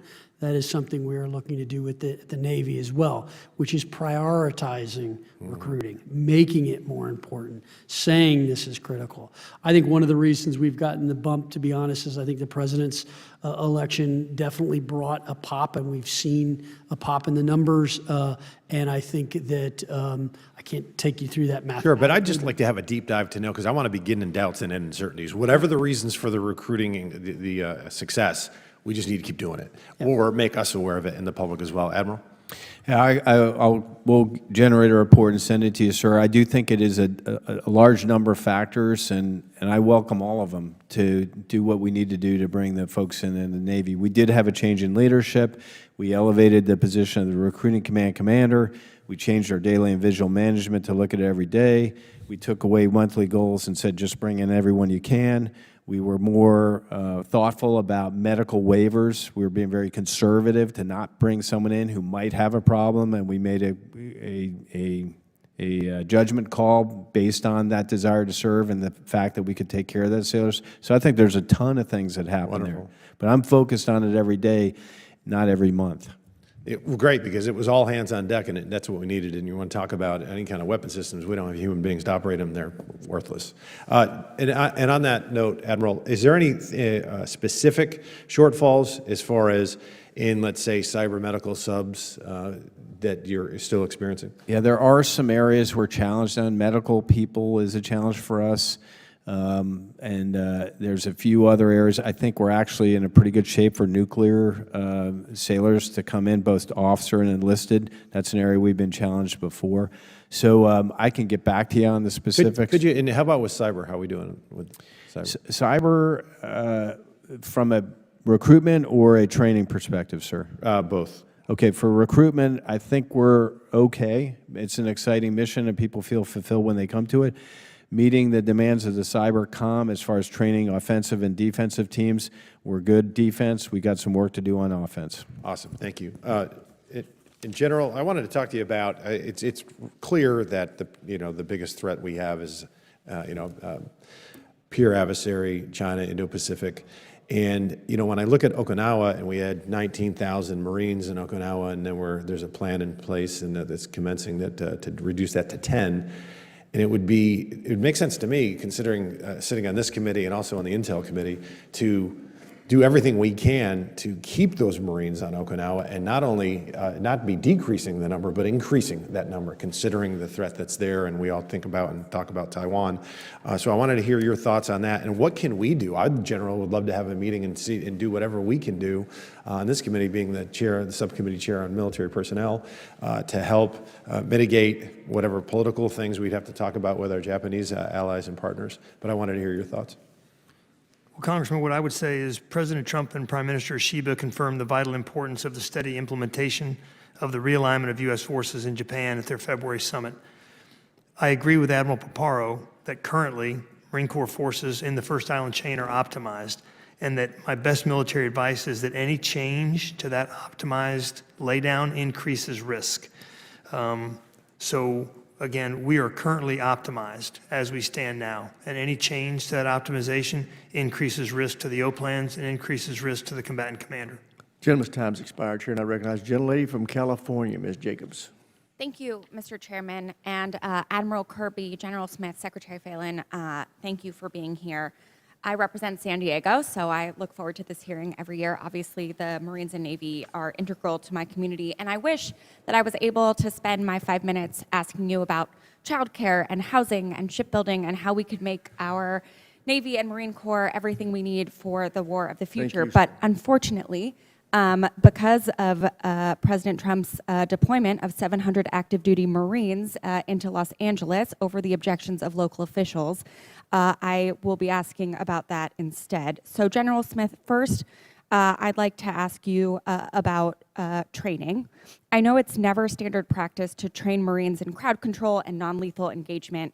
I've spoken to folks at 1MEF. I saw your testimony yesterday for the Senate Armed Services Committee, in which you said that all 700 Marines currently deployed to Los Angeles have received training or are currently being trained in de-escalation, crowd control, and less than lethal means.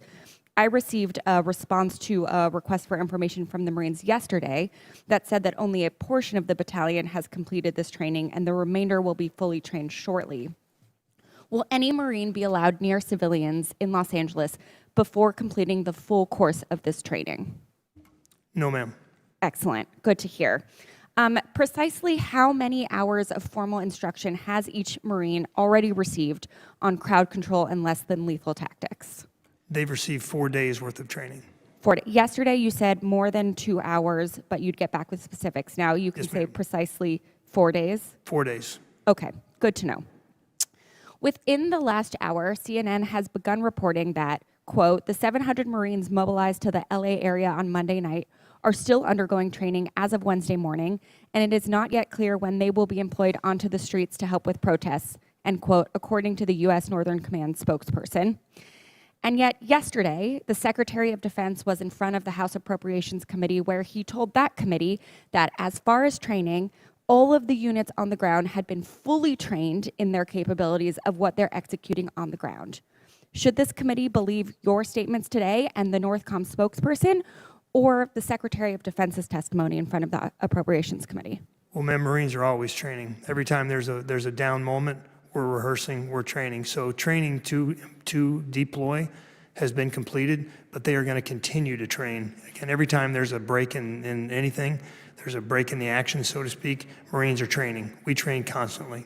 Sure, but the training for non-lethal and de-escalation and force, what they're doing in LA is very different from what you normally train for. So I'm not sure the training is exactly the same. Well, at least I hope it's not. It is different, but it can still be repeated and it can still be drilled. Okay. And it was clear from conversations that I've had with the Marines and from your answers yesterday to the Senate that the Marines in LA have not been explicitly tasked with law enforcement, which is good because under the law that would be illegal. However, with the evolving dynamics in Los Angeles, I'm concerned that the Marines on the ground who are young could be put in compromising situations due to posse comitatus. So if someone on the ground with DHS or other law enforcement asks a Marine to do something that they cannot do according to the law, how are they meant to address that? Well, ma'am, they have leaders with them. They have staff non-commissioned officers and officers who will ensure that they don't violate the Posse Comitatus Act. Okay. And will you commit to making the standing rules for the use of force that they are operating under public? Yes, ma'am. The SRF, the standing rules for the use of force, are currently public. Okay. We have been unable to get a public copy of them, so I appreciate your help in making sure we can further publicize these public rules. Yes, ma'am. So look, I recognize that the Marine Corps is just following an order, and that's your job, but I find it unacceptable that the Pentagon took control of the National Guard and sent active duty Marines to Los Angeles when the relevant offices in California expressed that their deployment was unnecessary, including the Los Angeles Police Department, who are not, leftists, who said that deploying Marines was unnecessary and could make it more difficult for them to do their job. The Pentagon and President Trump are escalating the situation drastically by unnecessarily deploying troops and causing more chaos. And frankly, our community, our National Guard, and our Marines deserve better. Thank you, Mr. Chairman. I yield back. Gentleman yields back. Chair, now recognize the gentleman from Florida, Mr. Jimenez. Thank you. It's unfortunate that the mayor of Los Angeles and the governor of New York, of California didn't do their job to protect their city, and that your men and women were called upon to do that. Mr. Secretary, would it surprise you to say if I told you that the Chinese hold a 250-to-1 advantage in shipbuilding right now, large ships over the United States? No, sir, it would not. And so how long would it take for us to increase our capacity by 25,000%? I'm not sure you and I will be alive when we got to that. I agree. Okay. And so do we have any idea of the plans for the PLA Navy? I mean, how many ships, how big is their Navy going to be? Sir, it's hard to say. Our ships are far superior to their ships. So, That's a game we've been playing for a long time. I think the Chinese strategy is to overwhelm with numbers. We are a much better force. We are much better trained sailors and Marines. So I think it's what we pick and what we have. You could argue to some extent that the more they build, given the speed at which technology and what we've seen in some of these other conflicts, that could at some point become a disadvantage. However, we are too far behind, and I think there's a stat that I've used.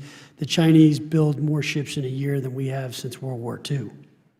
Agree. Okay. I mean, we won World War II with, what, a 6-to-1 advantage on shipbuilding, 6 aircraft carriers for every one that the Japanese built, and we won the Second World War with that. And so they have a 250 ship advantage. Look, if I asked you 3 weeks ago, hey, I want to destroy like 1/3 of the Soviet bomber force, and your answer probably would have been, well, I think we need some long-range bombers, we need some long-range weapons, et cetera, et cetera, et cetera, because that's, and yet, what, about a week ago, 1/3 of their bomber fleet was actually destroyed by drones, and a different way to engage the Soviet, or not the Soviets, but the Russians. So I think the same holds true for the Navy. If I probably ask you right now, hey, I want to sink Chinese ships, the Admiral, I'm not going to put words in your mouth, but I think you'd say, well, we need more submarines, et cetera, conventional weapons and all that. But I'd like for you to start thinking outside the box. Because for every ship that the Chinese built, I want 1,000 different ways to sink it. Not 1 or 2 or 5. I want 1,000 different ways to sink it. And then good luck trying to stop 1,000 different things that are going to sink you. And so, Mr. Secretary, do you have a group of people that just completely think out of the box? Or do you have a way to access a group of people that are not stuck in paradigms and that completely think that, you say, I want to sink a ship, and they were going to give you 1,000 different ways to sink a ship that doesn't have an aircraft carrier, doesn't have a destroyer, doesn't have a submarine. Do you have access to that? Do you have a group like that? Congressman, we're putting one together. I would say stay tuned. I've gotten a few briefs already that have been enlightening, and I would tell you our capabilities are quite formidable. I think they should keep our adversaries at pace. But as I said, they are catching us at an accelerating rate. We do need to pivot. We do have that access. We are putting that together and putting together carefully very good teams. And that is why I'm saying the whole force posture that we're looking at, the way we are going to fight is going to change. And so I look forward to sharing that with you. I agree, because I don't really want to fight their fight. I mean, on a production scale, they could outproduce us, so I want to fight them a different way, all right? And so, I think the Poles still had cavalry back in 1939, right?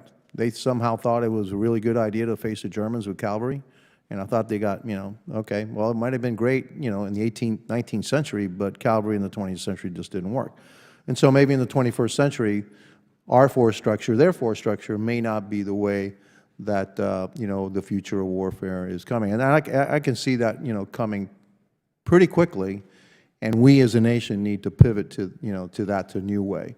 And I hope that you'd get more than 2% into automated systems that you have right now in the budget. And my time's up, and I yield back. Gentleman yields back. Chair Liner recognizes the gentlelady from New Hampshire, Ms. Goodlander. Thank you, Mr. Chairman, and thank you to our witnesses for being here today. Mr. Secretary, I want to begin with you and thank you for visiting the Portsmouth Naval Shipyard right at the beginning of your tenure.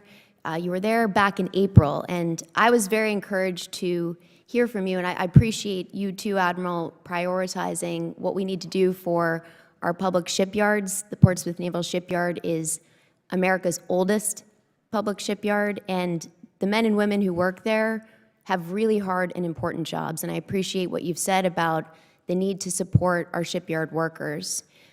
We also need to hire more shipyard workers, as you've both testified. And at the Portsmouth Naval Shipyard, we've got to hire 550 workers a year. I was encouraged, Mr. Secretary, that when you visited back in April, you announced that 150 personnel have received initial job offers. I wanted to ask you, as far as we know, no one has actually been hired since then. And we want to support you in clearing the way of any red tape or bureaucratic process that is preventing shipyard workers from being hired. So could you give us a status update?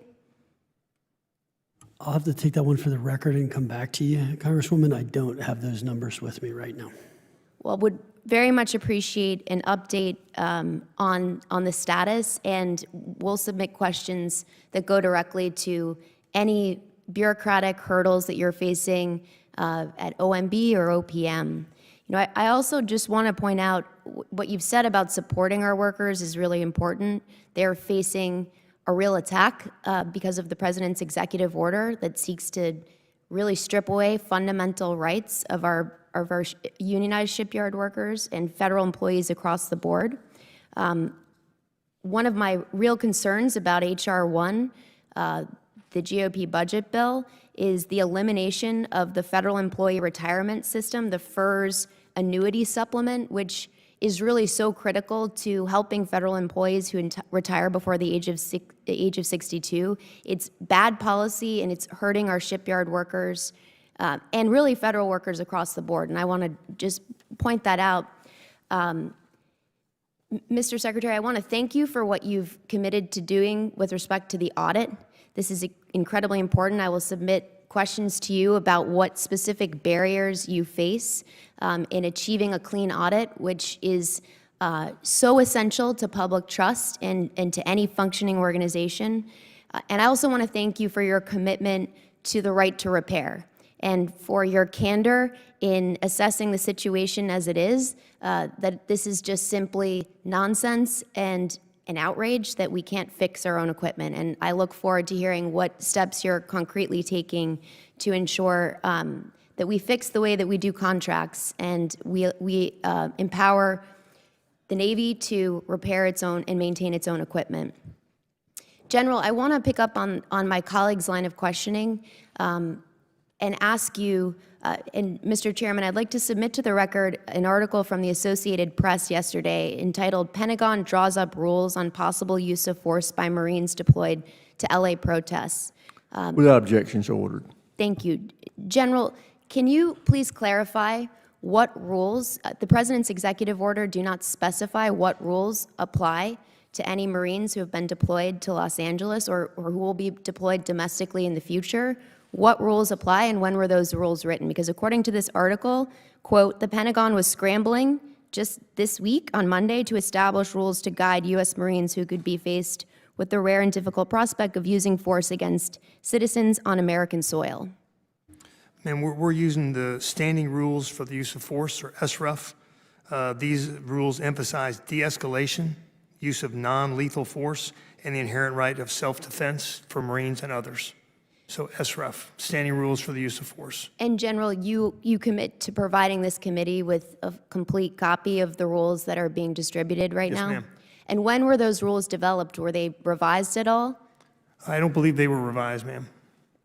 So it's always been clear from your perspective what rules apply, and it's the rules you just mentioned. Yes, ma'am. These are rules that we would use in any number of situations. Marines have training in crowd control, and they have these rules for embassy reinforcement. They have these rules for non-lethal situations, and they're trained to them. Thank you, General. And the 4 days of training, who is responsible for this training, and where is it being conducted? Ma'am, I am responsible for it, and the local commanders are responsible for it. It's being conducted at home station. Genlady's where they're time's deployed. expired. Chair, I recognize the gentlady from South Carolina, Ms. Mace. Thank you, Mr. Chairman, and thank you to our witnesses for appearing before us today. South Carolina's Low Country has a long history as a maritime hub and commercial shipping channel, and it continues to play a critical role in sustaining our Navy's mission, supporting ship repair, logistics, and a skilled maritime workforce. Beaufort County is home to Parris Island and the Marine Corps Air Station Beaufort. We're enormously proud that we make Marines. For more than a century, Parris Island has been making Marines. At MCAS Beaufort, aviators gain the skills and resilience necessary to operate in the most challenging contested environments across the globe while maintaining a high state of readiness to deploy and support Marine Corps operations worldwide. Today, I look forward to discussing how we can build upon this strong foundation with sustained investment in infrastructure, expanded training capacities, and integration of cutting-edge technologies. The Low Country has the potential to play an even greater role in our national defense. So, General Smith, I have a few questions for you. I'll start with you this morning. The Marine Corps is undergoing one of the most significant transformations in its history as we modernize for the future of conflict. We must ensure the Corps' training continues to produce the most lethal force in the world. So, General Smith, are the key tenets of force design reshaping the Marine Corps view on the recruit training taking place at Parris Island? Yes, ma'am. Our recruit training hasn't changed. And what role will basic training play in building Marines capable of contested environment operations? Ma'am, basic training is designed to produce a basically trained Marine who will then go on to his or her specialty. So again, our basic training, even though we're doing force design, our basic training remains unchanged. It is the standard by which we train a Marine. And are we using Parris Island currently to train for advanced small unit amphibious tactics? Ma'am, we are not. Okay, are there any plans to, is this a feasible location, I guess, for this kind of training? Would it be a feasible location? Ma'am, I think it would be. It would be a matter of capacity, moving from Camp Lejeune, North Carolina, which is where most of our assets reside, and most of our infantry Marines reside. Okay, and as the Marine Corps considers manned-unmanned teaming, are there any plans to conduct any of this kind of training at MCAS Beaufort? Ma'am, there is a little bit of discussion about using unmanned systems at Beaufort. Some of our big wing drones are MQ-9s, et cetera. So we will continue to evaluate whether it is feasible to support that at MCAS Beaufort. What would you need to be supported there? We would frankly need infrastructure. We'd need base housing. We would need the ability for our hangars to house multiple types of aircraft, et cetera. I was going to ask, do they have enough hangars there, hangar space? No, ma'am, they do not. Not yet? They do not. Okay. How is the Marine Corps leveraging virtual training to prepare aviators for real-world conditions? Ma'am, I just was down at Pensacola. In fact, we are leveraging it such that an individual student can go into use goggles and use a virtual T-38 and train themselves, basically. They've got original training, but they can repeat and they can practice as many times as they want to accelerate their syllabus. And once you're trained and you pass the syllabus, then you move on. And we've seen that it is cutting through, or it is cutting down on the glut and the backlog of. So you see an advantage to using absolutely. the technology and training Marines? Yes, ma'am. We're using more that effectively. Across the board. We're using that in our ACV, our amphibious combat vehicle. We're using that at flight school, and that is naval aviation. I've crashed a few planes on one of those simulators. It's not easy. Ma'am, it's very realistic. Yeah. But back to a question about infrastructure investments and MCAS Beaufort. What infrastructure investments is the Marine Corps prioritizing to ensure MCAS Beaufort can continue to fulfill its mission? Ma'am, frankly, what we need is hangar space, and we need our maintenance facilities. That is the key. If it's going to house Marine Corps aircraft, we have to have hangar space to protect those aircraft from storms, and we have to have maintenance space. Do you know roughly the amount of investment or money that's needed to continue the mission? Ma'am, I don't. I'll have to get that and take it for the I record. would love to. I've been down there, and I've been in some of the hangars, and I've seen it multiple times. So would love that information if your office can provide that to us. With that, Mr. Chairman, I'll yield back, and thank you very much, General. Thank you, ma'am. The gentlelady yields back. Chair now recognizes the gentleman from California, Mr. Cisneros. Thank you, Mr. Chairman, and thank you all for being here today. Secretary Phelan, John Paul Jones, the father of the Navy, wrote, "It is by no means enough that the officer of the Navy should be a capable mariner. He must be of that course, but also a great deal more. He should also be as well a gentleman of liberal education, refined manners, punctuous courtesy, and the nicest sense of personal honor." By liberal education, he means a sense, right? Literature, sciences, mathematics. It's even inscribed on the walls at the Naval Academy. But yet, the Navy's removed 400 books from the Naval Academy. They've stopped, groups of students that would come together to study for each other that focused on engineering and other things. How are we living up to this motto here if we're removing books? Do we not want our officers to be well-read? Congressman, thank you for the question. So currently, there is a panel that OSD has convened that is assessing books across all military installations. Therefore, I defer on this topic to them. Currently, at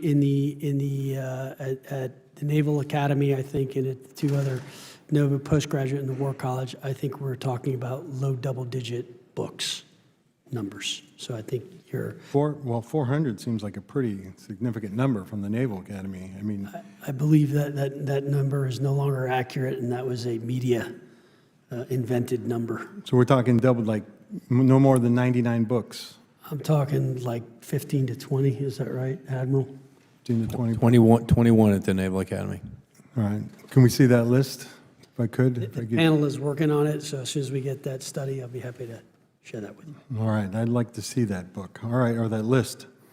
Admiral Kilby, does the Navy need a next-generation fighter? In my opinion, we do. All right. The administration is proposing gutting the next-generation fighter, and that was something that just kind of came out pretty recently, as in the last couple days, from their proposed budget. And it's a program that I repeatedly heard from uniform officials that they need. So how do you reconcile this? How are you moving forward to kind of ensure that we are going to have the research funds in order to ensure that we can move forward with a next-generation fighter? So thank you for that, Congressman. Look, I think as it comes to next-gen fighters, as I said before, we're looking at the full composition of the air wing of the future. And so we have to focus on the capabilities and technologies for years to come that are going to win. And that includes manned and unmanned platforms that we have to look at. I do not have a lot of confidence.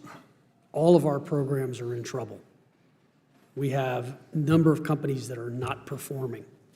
We've got to get those done. So I think looking at this system, 6th Gen is important, and I know it's important to the Admiral, and he should always give you his best military advice. I think we're looking at the whole panacea of what we've got, and then how we can, what makes the most sense to use in the future. And so I think we have to get more confidence in the base. This is a system that, you know, as I said in my opening statement about readiness means like ready, like today and then in the future. And how is that future changing, and how do we think about that? And so we're looking at it, evaluating it, and trying to make sure that we're not back here in 2 years saying, we told you it was going to cost X, it's actually going to be X plus 50, and by the way, it's going to be late. So that's really what we're trying to do. Well, look, I think the Navy has a bigger challenge than anybody else with the high expensive cost of the items, right? Everything from ships to fighters to the missiles and everything that they need, the weapons. And trying to balance that all is definitely a challenge. But we need to ensure, right, that we continue to move forward, as you said, right? Readiness today, but also to develop for the future. And that is something that I am willing to work with you there. Whatever we can do to help support that mission, right? We want to ensure that we can do the fight today, but also prepare for the future. So with that, Mr. Chairman, I yield back. Gentleman yields back. Chair now recognizes the gentleman from Texas, Mr. Luttrell. Thank you, Mr. Chairman. Good afternoon, gentlemen. The Department of the Navy is currently spending tens of millions of taxpayer dollars per year to develop custom-built software on top of proprietary low-code platforms for its electronic procurement systems, or EPS. However, in 2024, Naval technical review of EPS cited delays, platform immaturity, outdated architecture, and limited functionality after a decade of the program's development. Secretary Phelan, given the administration's focus on integrating commercial solutions to achieve greater efficiency, why is the department not, or is it competing this program for a more innovative, scalable, and cost-efficient off-the-shelf solution?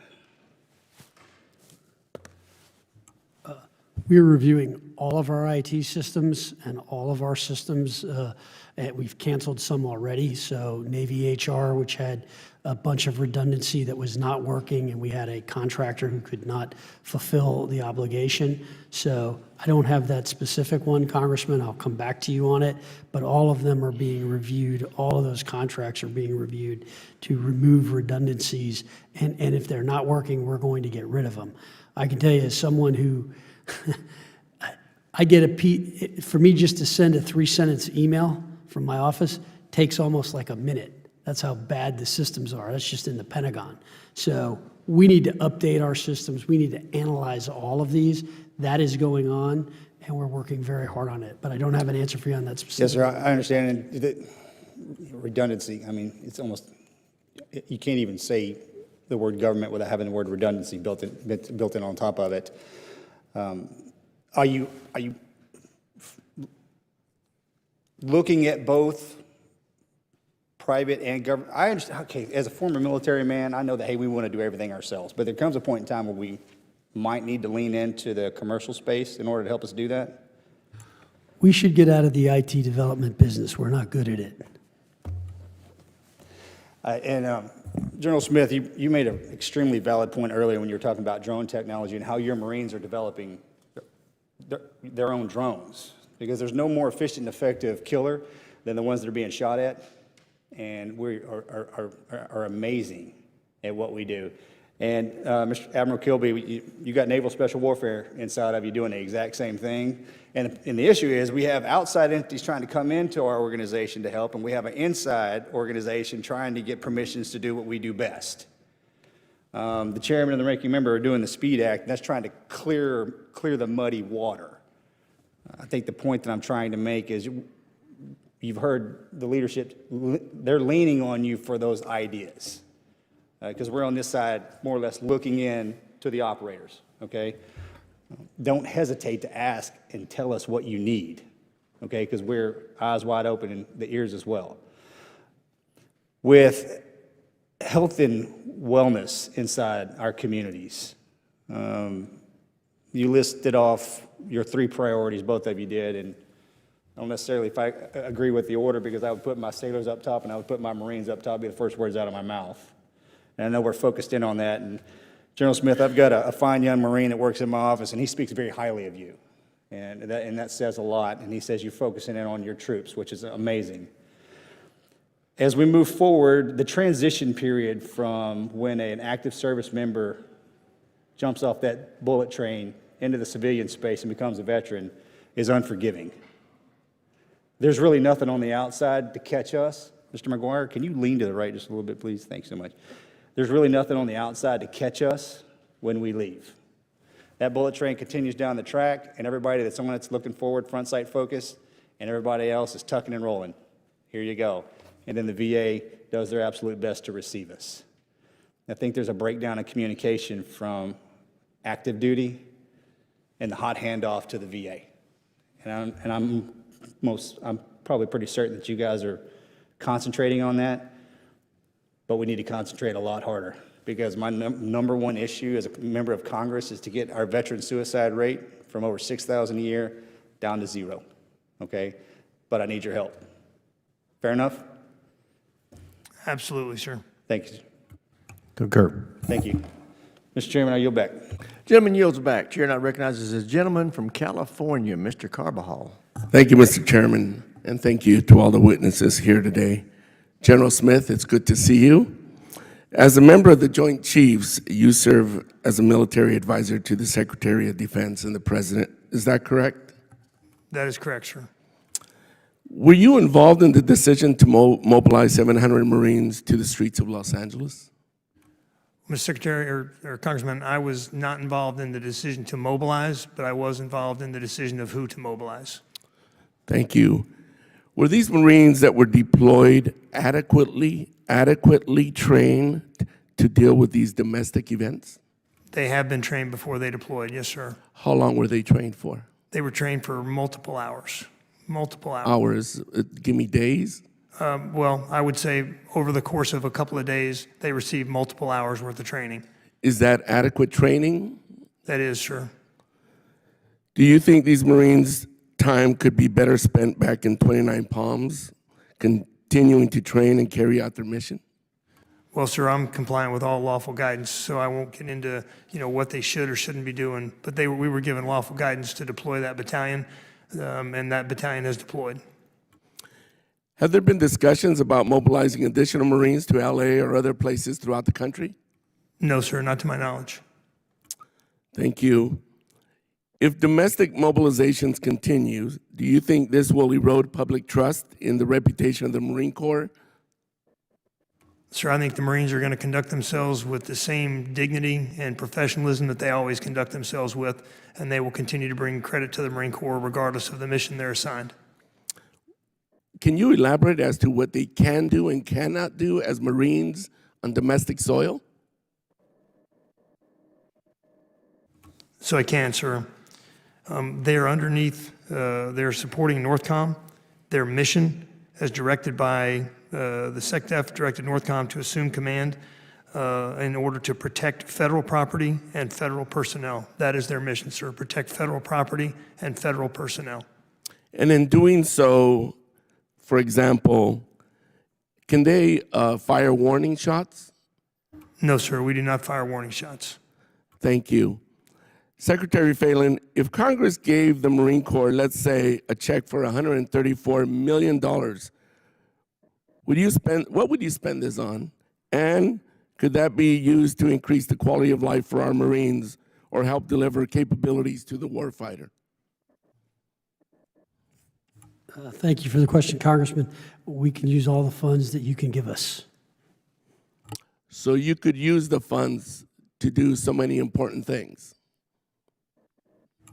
As I said, we have a mission, and our mission is to be prepared to fight and do as the President and Secretary of Defense order us to do, and that is what we're doing. And so, yeah, we need capital in order to support our programs. Yes.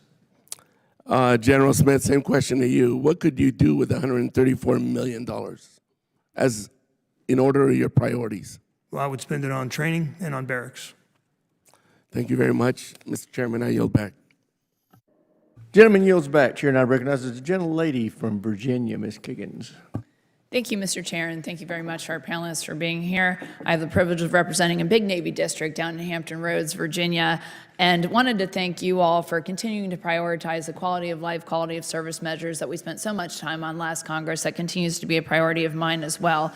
So many of my colleagues have talked about shipbuilding and ship repair during this session, and technology integration, use of unmanned and drones. So thank you for keeping that also on the top of your list of things to do. I wanted to take a few minutes, though, and talk about the importance of the East Coast Navy. And we see when we turn on the news and we, for example, are watching our F-18s drop bombs on the Houthis in Yemen, or there's something that arises in the world, and we frequently send our aircraft carriers and our battle groups and our air wings from the East Coast. And I know we recently welcomed home the Truman and before that the Eisenhower battle groups, and a lot of activity between what's happening in the Baltic Sea with Russians and their submarines to what's continuing to happen in the Middle East and the Red Sea and Israel.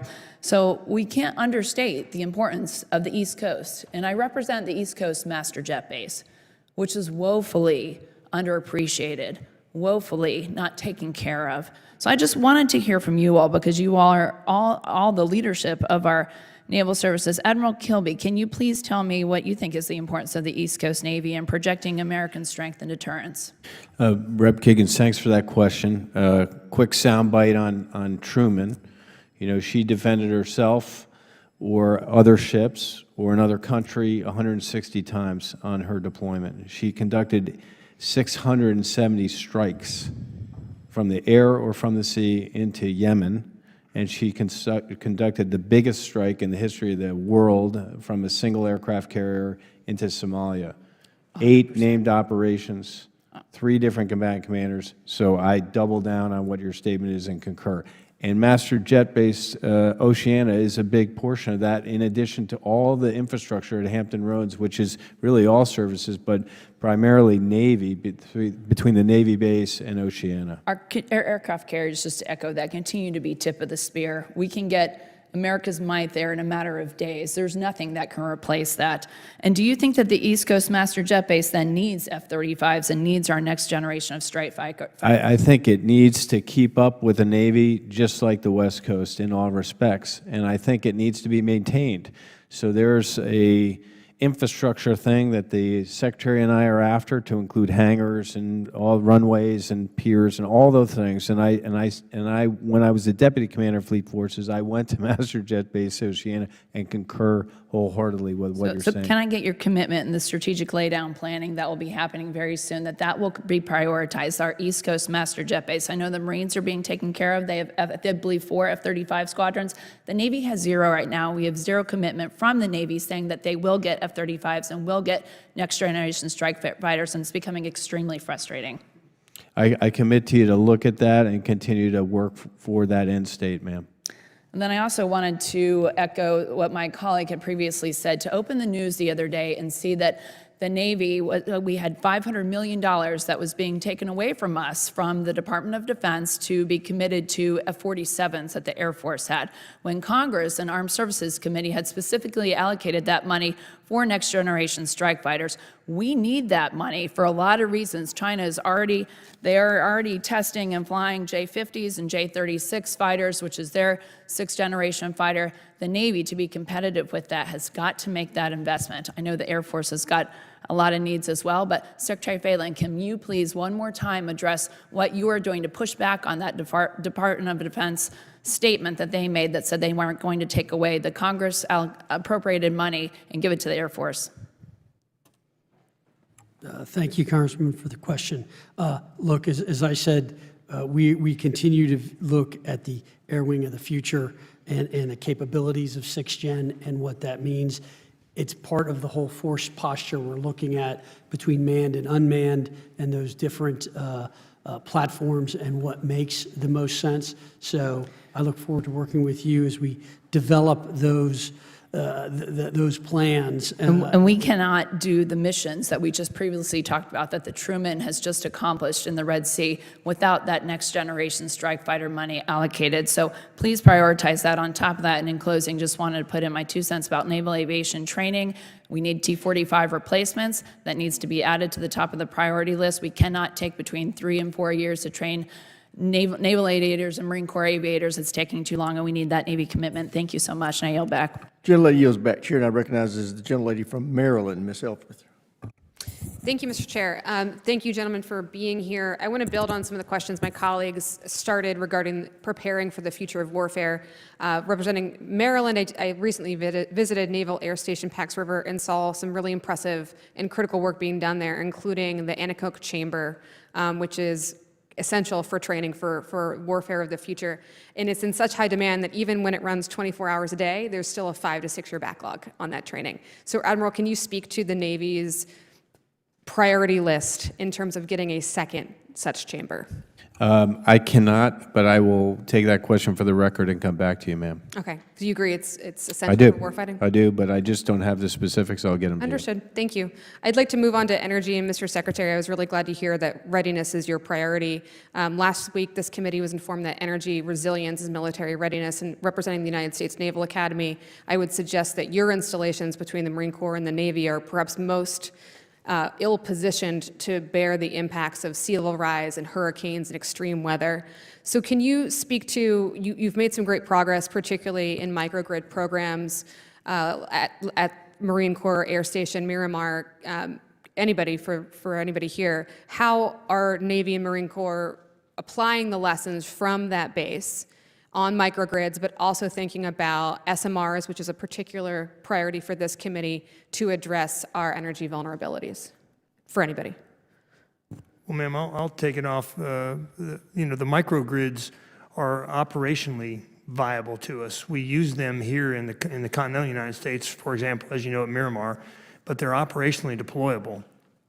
Our goal is to be able to produce our own energy when forward deployed, to need less, to be able to operate in a contested environment while producing our own energy, using solar panels, et cetera, to be able to power radios, because sometimes just the radio, having a battery, is enough to get the job done. So we're committed to continuing to do that for tactical reasons, not necessarily environmental reasons, but for tactical reasons. I totally agree, and all of the above approach to energy generation, resilience, storage is incredibly important for infrastructure and for for readiness. Mr. Secretary, I was also really grateful to hear you admit that we have historically, everybody, underinvested in infrastructure. And I would add personnel and training to the definition of infrastructure.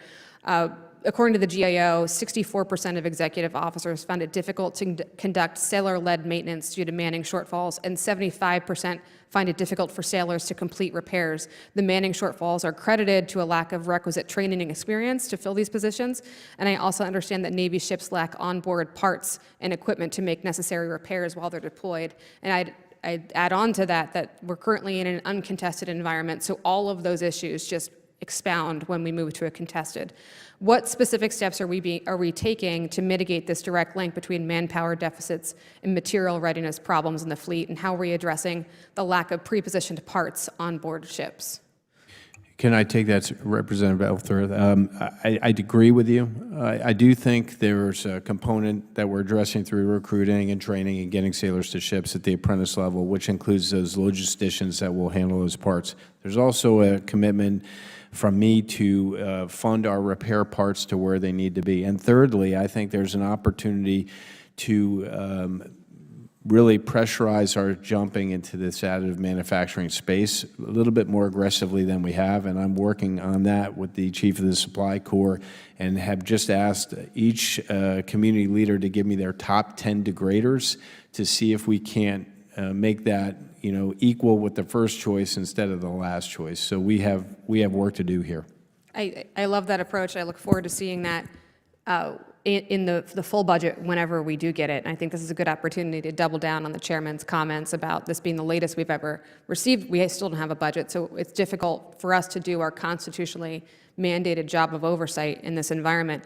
And Admiral, I couldn't agree with you more. This is a moment in time where we have a bipartisan, once-in-a-generation commitment to shipbuilding, yet I'm not seeing that reflected in the president's skinny budget. And this is the last time you'll be in front of this committee this year. So can anybody speak to the fact that we are roughly 46% down in funding for shipbuilding in the skinny budget versus FY25? That seems like a real mismatch in our stated priorities.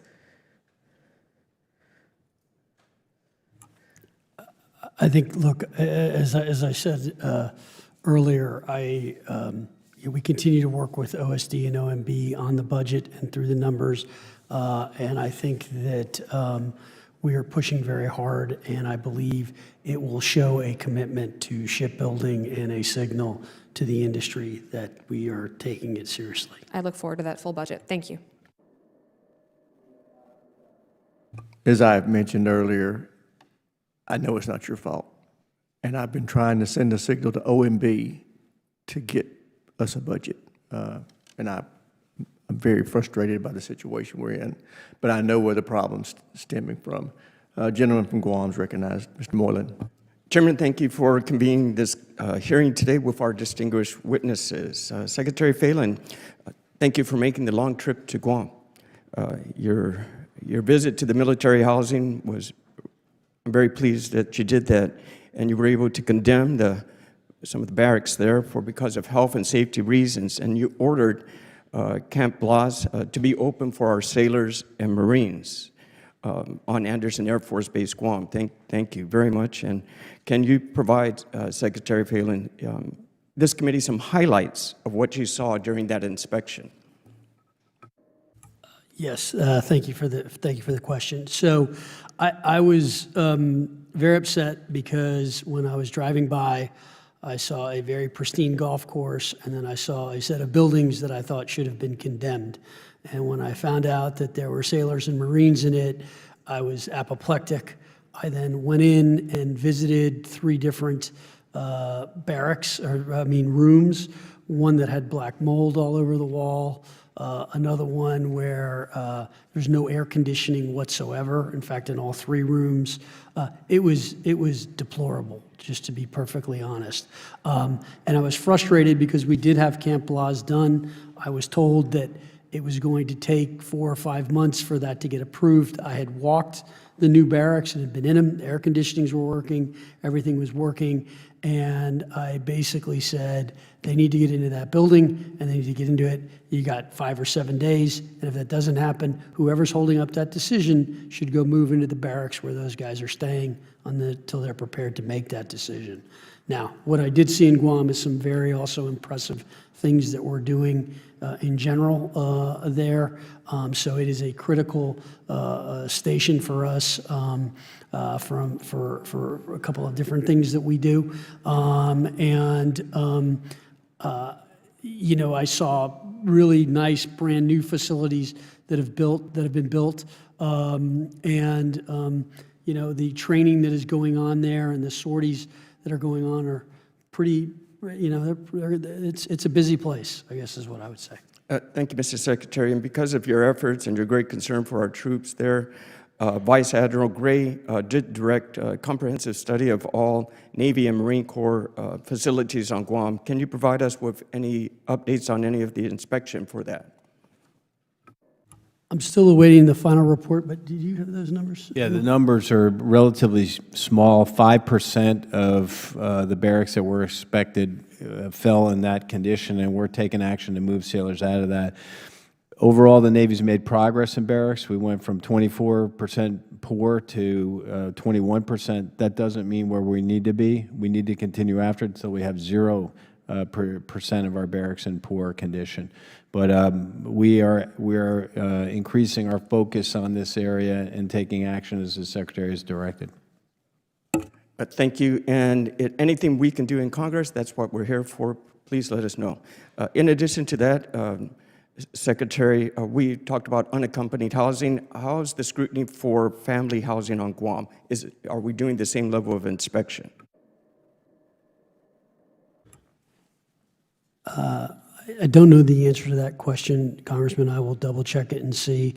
I did visit some of the different unaccompanied housing there, and I think that all of the old facilities there are probably not in great shape, if I'm being perfectly honest. And so I think we need to upgrade it in general. Thank you. And I did have the opportunity to speak with General Alvin on the Air Force or the problems there as well. And so we asked him a question about looking at this overall build and maintain for privatization for unaccompanied and family housing as well.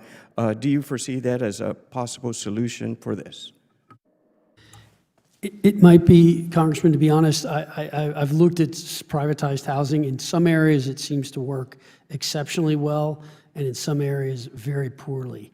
And I'm trying to understand, is that just the operator? Is it the contract? What is it that's causing that? And I think the way we incent private companies to manage these facilities is still a little confusing to me. I'm not real sure necessarily what they're doing. So I am going to be going, I think our two best ones are in San Diego and Virginia. Yes, sir. And I'm going to go visit those and see what it is those companies are doing and why that's working there, and trying to understand why it's not working the other. Thank you, Mr. Secretary. Thank you, Mr. Chairman. Yield back. Gentleman yields back, Chair, and I recognize the gentleman from New York, Mr. Ryan. Thank you, Mr. Chairman. And before I welcome our witnesses, I just want to commend you, Mr. Chair, and Ranking Member on the SPEED Act on the record. This is a hugely important bill, and really appreciate all the work and the bipartisan effort on that. And I'm sure, hopefully, that results in addressing a lot of things that we've been consistently, and you all have been consistently talking about fixing our acquisition system. I was gonna use my minute to talk Army, Navy, and talk some trash about my team, hopefully besting your all's team next year, but I will not do that. And the main reason I'm not going to do it is I was really concerned about something that happened yesterday. Didn't directly affect your service, but I think it's important to speak about, which is what I believe, at least in my 43 years, an increasing level of politicization of the force that I served in, that you know, both you, General and Admiral, have bravely and heroically served in for multiple decades. So I just wanted to ask you a few questions about that.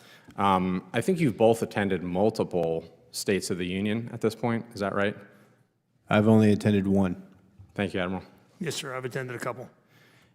And I didn't watch every minute of it, but my sense is that each of the service chiefs rightly sit there maintaining the apolitical nature of our military, a bedrock principle that I certainly learned as a young officer. Is it true that, that's how you all approach that as the leaders of our military, that you're there out of, in your role, but that you don't applaud any particular political statement? That is what I tried to do. General? Yes, sir, that's correct. What is the current guidance you're giving to each of your services and training, given in both parties an increased politicization of our military forces, especially for junior Marines and sailors that are trying to figure out how to get this right? Admiral? Well, let me start. We are trying in the Navy to instill, in a world where social media is so prevalent, your responsibility as a uniformed member of our armed services to be apolitical. When you assume that responsibility through that oath, with that comes great responsibility to protect exactly what you are aligning to. Now, we have had to put out some social media guidance so people understand that, and they understand that when they show up in uniform, they're representing their service, not just their individual being. Thank you, Admiral. And I know, social media is one thing. Visits by elected officials who, by federal rules, are also technically candidates, having declared their candidacy for re-election, or at least filed campaigns for re-election.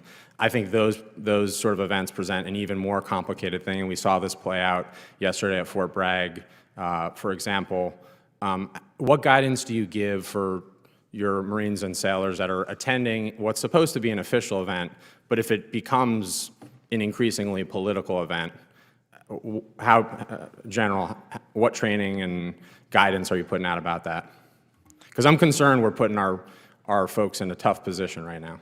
Well, what I would say, Congressman, is an elected official who's coming to give a speech about the military, that's fine. Military can attend. They can't participate in the dialogue. Yeah, I'm saying when that official visit becomes overtly political, whether that's wearing a campaign hat, for example, or using, in my view anyway, overt political rhetoric. And what guidance or training are you giving to your Marines about that? Well, we don't give Marines any training on that. They don't participate. Well, they participate in the political process at the ballot box, but they don't participate in the political dialogue. I do think it's important, given what happened yesterday, for both of you to look at that. I think some of those Army soldiers were put in a really tough position. I don't blame that on them. I don't blame it on the leaders on the ground there, but I think we're crossing lines every day that I'm concerned about, and would ask each of you to think about what do we need additional guidance or training there. I don't have the answers yet, but I don't want to put our brave young men and women in a tough spot where they might think they're going to an official event, but all of a sudden it feels an awful lot like a campaign rally. And I say that having watched the Commander-in-Chief wear a MAGA hat at West Point graduation, which to me was unacceptable politicization of a day that should be about celebrating those 1,002 brave young men and women who graduated that day. So thank you, Mr. Chair, and yield back. Gentleman yields back. Chair now recognizes the gentleman from Louisiana, Mr. Higgins. Yes, Mr. Chairman, making America great again, one hearing at a time. Welcome, gentlemen, to testify before us. As Secretary, a point of personal privilege as a former enlisted soldier, it was uplifting to hear how you responded regarding the housing requirements and the challenges we face in Guam. And I asked to put on your radar that my office certainly stands in support of any endeavor that you pursue to make sure our soldiers, sailors, Marines have a decent place to lay their head as much as possible. Sometimes that's no place to lay your head. Speaking as a soldier, you're glad to find a decent tree somewhere, but when you house on base, it should be a place of restoration of the body and the soul. So thank you for your endeavor there. I ask you to consider the YRBM as a very effective method that we can use for forward deployment and completely appropriate berthing for our war fighters. Regarding NAVC, Mr. Secretary, this is my 9th year serving we the people in this bizarre realm of Washington, D.C. And I've learned a lot about shipbuilding. You know, I was a police officer prior to Congress, so I didn't know anything about shipbuilding, really. But it's been a very steep learning curve, and I've been hard at it. And what I have learned is that there's some issues with NAVC. Let me just leave it at that. And I encourage you to address it aggressively. Many of the shipbuilders that I serve seem to have constant challenges with communications and design change and delays and contractual disputes. It's unnecessary difficulties, and I'm uplifted to hear that you plan to address that. Regarding platform support vessels, Ms. Secretary, I have a question for you there. The Navy faces significant logistics challenges in the Indo-Pacific region, and the Fleet Readiness Office has identified the need for and approved the use of at least a dozen or so at-sea resupply ships to enable refueling, rearming, and resupply of naval assets, both afloat and on shore, in contested environments and theaters of engagement via ship-to-ship operations and ship-to-port operations. So I understand that the Navy's Fleet Readiness Office has identified commercially available platform supply vessels, or PSVs, as a potential solution here. Will you speak to that versus the time and expense of building vessels as brand new? Admiral and Secretary General. Yeah, I'll start.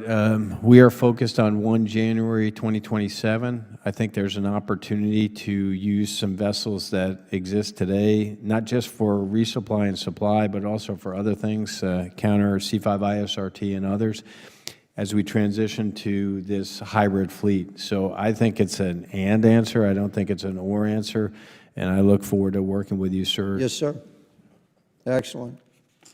My dad was a Navy guy, so I learned to speak the language. By the way, Admiral, I can follow you. General? Sure, I think anytime we can use a commercially available vessel that's already extant, we should. It may not suit all of our needs, but if it meets 80% of our needs, then we got to call that good enough and move on. So I'm a big fan of using things that are extant now because it reduces the time burden, and time is the one thing in combat that you can't buy back. Well, roger that. Mr. Secretary? As I said, all options are on the table, and that's one we have to definitely consider. I mean, it's, as I said, there's the short term and long term, and we've got that is a big problem. And as the Navy likes to call the Indo-Pacific, we've got the tyranny of distance. So we need ships, and if that's the right answer, that's what we're going to do. So we've covered, thank you, Mr. Secretary, we've covered like 2 essential topics here as it relates to readiness and deployment and shipbuilding. That's the YRBM as a solution for berthing and platform support vessels reconfiguration to serve our purposes. As we look at the budget, I look forward to discussing that. Thank you, Mr. Chairman. I yield. Gentleman yields back. Chair now recognizes the gentleman from Illinois, Mr. Sorensen. Thank you to our chairman and our ranking member. Good afternoon now to our witnesses, Secretary Phelan, Admiral Kilby, and General Smith. Thank you for your many years and your dedication to our great nation. I proudly represent the heart of Illinois, home of the 182nd Airlift Wing in Peoria. They are the experts on board C-130s, which can do everything from airdropping our troops into hostile areas, landing on nearly non-existent runways, to weather reconnaissance. But I must share a story. My grandpa Sorensen proudly served as a photographer in the United States Navy during World War II to support air missions. There are 9 framed photographs framed on the wall above my desk on Capitol Hill. You know, I know he would have been proud of me, having learned the reasons from him why we support those who serve us today. Today, the Navy Reserve flies the aging C-130T Hercules model as the Navy's only tactical medium intra-theater airlift capability. Secretary Phelan, can you speak to the importance of the Navy Reserve C-130s and why we must capitalize to the newer KC-130J models? I'm going to defer to my colleague here, Admiral Kilby, to give you. Great. So I do see a key component to transition, sir. I think we're roughly half legacy aircraft and half new aircraft. The new aircraft, of course, has a refueling capability, which is super important in the Pacific. So we are constrained in what we can put in our budget based on what we think the composite program is. But we are, and Vice Admiral Nancy LaCour is a strong advocate as her force flies that aircraft and how we put that together in our program. Great, I appreciate that, Admiral. I also wanted to take a moment to talk about a veteran who served on a submarine as a diving officer during the Korean War. From 1951 to 1955, this courageous American served our country in the Navy, just like my grandpa did. But unlike my grandpa, this veteran was forced to resign from the Navy, receiving an other than honorable, rather than be court-martialed because of his homosexuality. Harvey Milk, like every veteran who served our nation, deserves our thanks. To Secretary Phelan, can you specifically explain to me and this committee why this administration no longer believes in honoring Mr. Harvey Milk's service to his nation? Thank you for the question, Congressman. Look, Secretary Hegseth is committed to ensuring that the names attached to all DoD installations and assets are reflective of the Commander-in-Chief's priorities, our nation's histories, and the warrior ethos. Does he not prioritize all veterans, sir? Potential renaming decisions will be announced once an internal review is completed. So nothing has been decided. He's asked for that review, and then we will. Would you be able to express to him that it is important that we honor all veterans of their service? I believe he does honor all veterans.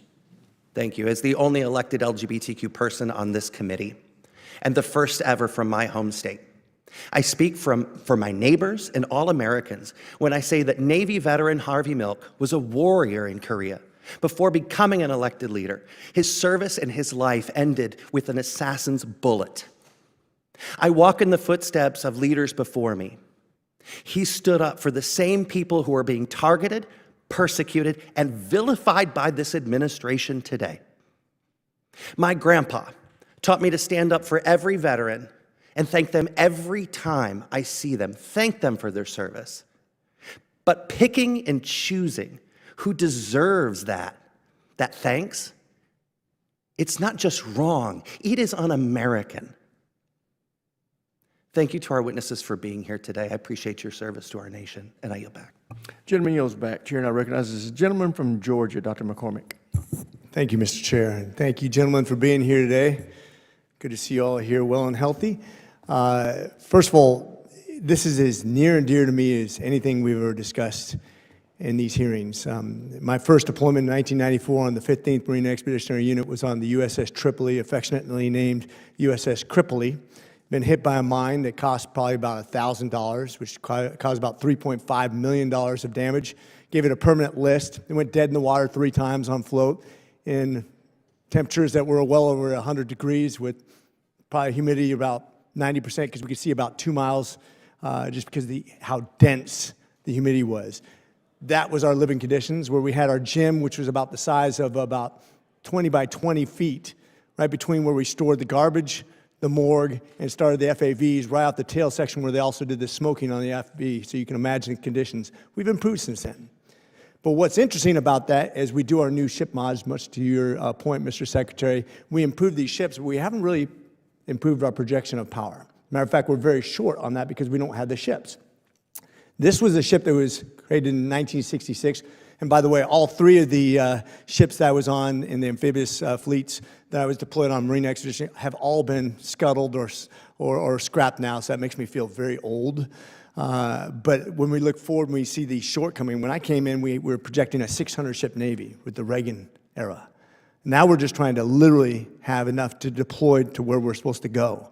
My question is, why not, Mr. Secretary, take a ship, an old LHA, and remod it and actually have a ship ready to go until we have a replacement with a smaller investment of time and money, until we're ready for the next step and we have a ship actually ready. I know it costs money, but does it cost as money and time as it does with these new ship mods that are getting way over budget? As you said, 57% over on the best case scenario, with a delay of at least 6 months with the best case scenario. Why not hold on to some of those ships so we have projection of power? Because no matter how much we have of drones and all the new technologies and all the things we're doing to recreate our services, we don't have projection of power. You cannot replace that with a number. You cannot replace that with a drone.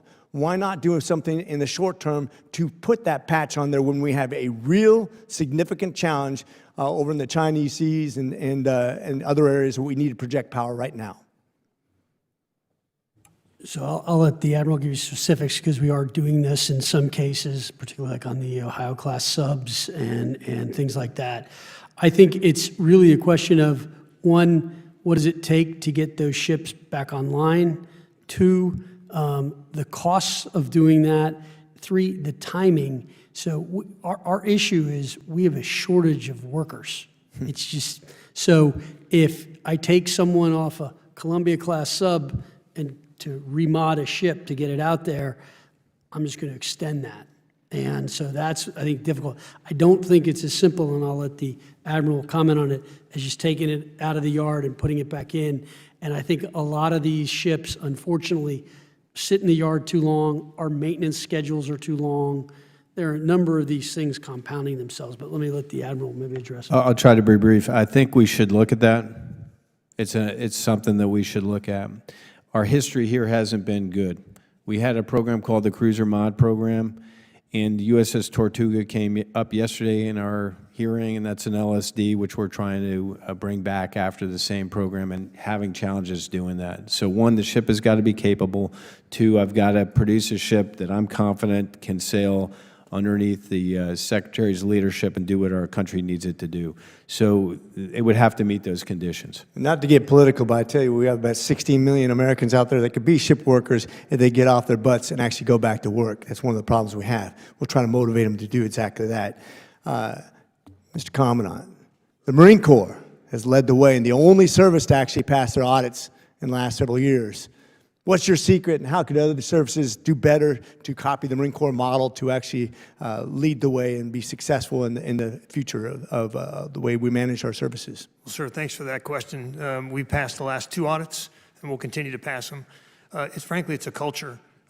It starts at boot camp. It starts at your first unit. You're issued a shelter half, 5 tent pins, 3 tent poles, and a guide wire.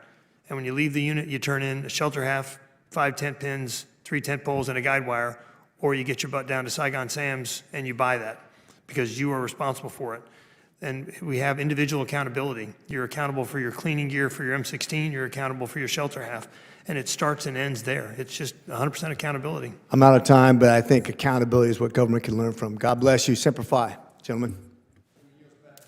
Gentleman yields back, Chair, and I recognize the gentleman from California, Mr. Whitesides. Thank you, Mr. Chairman. I'd like to thank all 3 of you for being here today at a time when our main pacing threat is investing heavily in their own Navy, and the war in Ukraine is providing a forecast of what the future of state v. state warfare looks like. The 3 of you have especially pressing tasks, and I'm glad that this committee has the opportunity to discuss these issues with you today. I'd like to start by discussing recent reports that there is an effort within other elements of the Department of Defense to cancel the FA-XX program in favor of increased investment in the newly announced F-47. To me, that's the latest in a series of efforts to put all of our resources towards one solution. And I'll say to you what I said to your colleagues in the Air Force last week. It's important to pose multiple challenges for our adversaries. It's important to build multiple layers into our defenses. And so I remain concerned that pulling resources from the development of a next-generation Navy fighter in favor of a single Air Force fighter is both short-sighted and dangerous. With that in mind, Admiral Kirby, does the Navy still have a need for a next-generation fighter? In my opinion, we do. In addition to unmanned aircraft in the future, it's a thing we call air wing of the future. So MQ-25 is an unmanned tanker. I believe we need a manned 6th-gen fighter. We're not ready to make that pivot, but there is a place for unmanned aircraft for us in the future. Yeah, I would agree with that. Do you believe that industry can support the development of that next-generation Navy fighter? It's probably not I don't have an opinion on that because I haven't studied that, but my opinion is the Navy needs that fighter. Great. Secretary Phelan, in your testimony, and Admiral Kirby, in your testimony, you refer to the importance of bolstering the maritime industrial base, and I couldn't agree with you more. Our shipbuilding industry faces challenges that our rivals do not, and we have to make serious progress or risk falling irretrievably behind. There are myriad challenges that need to be overcome, but I want to focus now on workforce.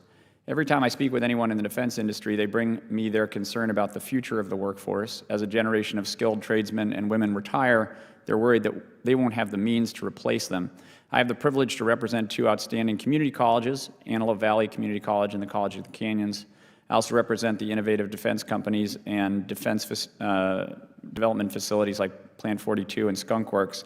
They all agree on one thing: if these schools could graduate double the number of STEM or skilled trades graduates, our defense industrial base would employ them faster and would use them. So with that in mind, Secretary Phelan, can you describe the steps that the Department of Navy is taking not only to bolster its recruitment and retention efforts for service members, but particularly to support the educational institutions who are training the skilled tradesmen and women our defense industrial base relies on? So we continue to look at a number of different programs in order to get the workforce that we need. And I think there are programs going on around all the public shipyards that we have currently. And we continue, obviously, to support the educational institutions of the Navy. I think this is something that we are really trying to figure out what is the best mechanism to transfer that skill set. Because one of the things I'm learning when I visit with workers is the training that they're getting in some of these places is not as good as when they get to the yard. And we have to make sure we translate that better. And I think that is one of the key things we're still trying to figure out. And I look forward as we get that sorted together. If I could, thank you, Mr. Secretary. I do want to cite an effort that happened in Representative Kagan's state. It's in Danville, Virginia, where they set up an additive manufacturing center of excellence. It's got many components. I'll just talk about the one component where they're working on 5 different disciplines. So it's additive manufacturing, welding, non-destructive testing, QA, and a thing called CNC, which is subtractive manufacturing. People go to those schools for 16 weeks, 8 hours a day, and they conduct 3 sections. At full bore, that system will produce 900 people a year to go in the defense industrial base with a 90% placement. That is a great model for us. That's fantastic. And we have similar programs in the Antelope Valley around composite manufacturing. I think that is one of the pathways to the future. Thanks for your time. I yield back. Gentleman yields back. Chair, and I recognize the gentleman from Virginia, Mr. McGuire. Thank you, Mr. Chairman. Thank you to our witnesses. Good to see everyone again. And again, we wouldn't have a country without our men and women in uniform. Thank you. Your job is super important. And that was a great segue because Danville, Virginia, ATDM is in my district. So Admiral Kilby, in late April, you actually visited the Accelerated Training in Defense Manufacturing ATDM Summit at the Institute for Advanced Learning Research, IALR, in my district, Danville, Virginia. And during a Defense Appropriations Subcommittee hearing, you highlighted the value of the additive work being done at ATDM. And as you said, they do additive and subtractive. You have a quote. I have a quote here from you. It says, "This part was produced in Danville, Virginia. It is a part required to fix a helo hangar door. When we went to go look at how to make that part, or if it was available in the stock system. It was not. It would have taken 40 weeks to make that part, this part through the traditional means. But Danville made that part in 19 days. And you went on to mention that it could happen in 5 days today, because now they have the IP and would be on hand, and they could knock it out a lot quicker.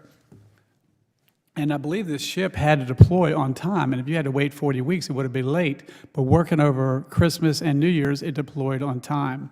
So given the administration's emphasis on shipbuilding, I wanted to ask Secretary Phelan, where do you both envision additive and advanced manufacturing in the maritime industrial base, and does the Navy have plans to accelerate the adoption of additive manufacturing for Navy shipbuilding? Yes, absolutely. I mean, we're spending a lot of time looking at it and trying to figure out where we can use it, both for parts, occasionally more even modular building, which also will allow you to print parts easier. I also think it's potentially a solution for munitions as well. So I think this is a big focus for us. Secretary Phelan, when you and I'm sorry. I just concur. I think the system is not poised to jump into this, and that's what I'm trying to stimulate, that engagement. Yeah, Secretary Phelan, when you and I toured the Columbia and the new Enterprise under construction, you said that the welders have the training of a neurosurgeon. And I believe some of those best welders that we need, in addition to the addition and subtraction 3D printing, are being trained right there in Danville. And I love it that you went to Guam, and I love it that you guys are taking care of your troops. But if your busy schedule permits, I'd love to attend a tour of ATDM in Danville and see what they're doing. Secretary Phelan, Admiral Kilby, a recent Business Insider article included a quote from a Navy commander in the Red Sea that really struck home with me. Here's the quote: "In a lot of ways, the Red Sea, it's a knife fight in a phone booth." The article highlights the difficulty of conducting air and missile defense in tight geographic environments and issues related to using expensive and exquisite weapon systems against targets costing a fraction of the price and time to produce. Here we're talking about the Top Gun phrase, the need for speed. What lessons has the Navy drawn from operations in the Red Sea these almost past 2 years, and how do they frame your thoughts on a potential conflict in Indo-PACOM? And I guess I'll start with Admiral Kilby on that one. Well, I'd say, sir, we want to, when asked in the past, do you regret this? I don't regret defending our ships and the 350 crew members that are on them. I do regret using SM2s and SM6s to do that when another munition might be more helpful. So we are, now the Forward Strike Group is the next Forward Strike Group to deploy from the East Coast. We have put a number of systems on those DDGs, Coyote, Hellfire, Longbow, and others, which should allow us to not use those preeminent munitions that we'd like to lose for a more challenging threat, and we're going to experiment with that. And to me, that is the path for us, is to not get caught up into, I've got to totally integrate this in the system and it's got to be tested, but put the system on that we know works for the Army in the case of the Coyote. Let us experiment with it at sea and then figure out how to develop that quicker. General Smith, as part of the Marine Corps force design, the Marine Corps has adapted itself to be more agile and prepare for potential fight in Indo-PACOM. Part of this mission has been to acquisition systems like Nemesis to ensure that Marines can support sea denial and anti-surface warfare. Can you discuss how systems like Nemesis and others are factoring into the acquisition decisions related to Indo-PACOM and potential to deter the CCP? Congressman, I can. The Nemesis, the Navy Marine Expeditionary Ship Interdiction System, is... Gentleman's time's expired. You have to give that answer for the record. Aye, sir. Gentleman from Missouri, Mr. Bell, is recognized. Thank you, Mr. Chair. To our witnesses, thank you for being here today. And also, I always like to include the folks with you that I see behind you. Thank you for your service as well. My district is home to the production of some of the most well-known and advanced naval aircraft. This includes the FA-18, the EA-18G Growler, and the new MQ-25, the Navy's first operational carrier-based unmanned aircraft. As I've said time and time again, the St. Louis region plays a crucial role in the backbone of our defense establishment. And while St. Louisans are proud to contribute significantly to our national defense, I must also acknowledge that many of my constituents are still struggling to recover from the most devastating national disaster to hit our region since the late 1950s. This will not deter our pride in providing and supporting our national defense. We will rebuild, we will support our national security, and most importantly, we will continue to be a center for innovation, defense, and technology. The MQ-25, built in my district, is an accelerated acquisition program producing the U.S. Navy's first unmanned platform dedicated to its carrier air wings. The MQ-25 is slated for initial operational capability in 2026, and among many critical programs it will be used for, it will participate in refueling missions extending the strike radius of FA-18 Super Hornets and F-35Cs to beyond 1,000 nautical miles. It will also provide enhanced reconnaissance. Secretary Phelan and Admiral Kilby, would you agree that the MQ-25 is a critical capability for the future of the carrier, air wing, and overall naval operations? I agree. Short and sweet, I'm good with that. Agree. Given the current plan to procure 3 MQ-25s, wouldn't adding a 4th aircraft in FY26 further enhance naval readiness and operational flexibility, particularly in preparation for potential contingencies in the Indo-Pacific region? It will. We want to get that aircraft out there as soon as possible. We want to integrate it with the air wing. That is, not only does it do all the missions you described, but it also has a secondary benefit in that it trains our apparatus to do unmanned and manned flight ops at the same time. So there's a thing there that we have to really get through, and I believe that'll be almost a dam breaker. Once we figure that out, we'll be able to introduce capability much faster, whether it's sensing, reconnaissance, or potentially even lethality from a munitions perspective. But MQ-25 is the key for us. Secretary, anything? Did you associate yourself with those remarks, or agree, disagree? Okay, thank you. There have been reports that the Pentagon may be considering delaying or even reallocating funds away from the development of the Navy's 6th-generation fighter program. While I understand the sentiment of many in seeing the FA-18 production, or seeing the end of the FA-18 production, my priority is ensuring that our Navy is equipped with the most advanced aircraft possible to maintain strategic positioning across the globe, especially in the Indo-Pacific region. Admiral Kilby, can you speak to the potential ramifications of further delaying the development of procurement of the Navy's 6th-generation fighter? Yes, in my opinion, I believe the 6th-generation fighter is necessary for the Navy, just as it is for the Air Force. So to me, the thing that drives that necessity is the threat. And that aircraft is specifically designed to counter that threat for both services. So I believe it is important for us to produce a 6th-generation fighter and do all the things you discussed earlier, which is to create an air wing that is manned and unmanned and gives us the flexibility from the most survivable airfield, the ability to do what we needed to do. So to me, it's important to continue onwards here because I think China is not slowing down, and we shouldn't slow down either. Thank you. I yield back. Gentleman yields back. Chair now recognizes the gentleman from Indiana, Mr. Mismer. Thank you, Mr. Chairman, and thank you to all the witnesses for being here today. Secretary Phelan, my district is home to Naval Support Activity Crane, the largest Navy base in the continental U.S. and the 3rd largest in the world, and home to NWSC Crane. Crane is at the epicenter of our defense industry and has one of the fastest growing hubs for the defense industrial base. But before I get to my questions, I'd like to extend an invitation to you and Admiral Kilby to come to Indiana's 8th District and see Crane and the great work my constituents are doing. Love to do that and look forward to it. Outstanding. Thank you, sir. Okay, absolutely. Secretary Phelan, both the executive order on restoring maritime dominance and the SHIPS Act aim to revitalize shipbuilding industry, not in just coastal shipyards, but deep into America's interior places, like the Midwest along the Ohio River and the Great Lakes that have an abundant industrial potential.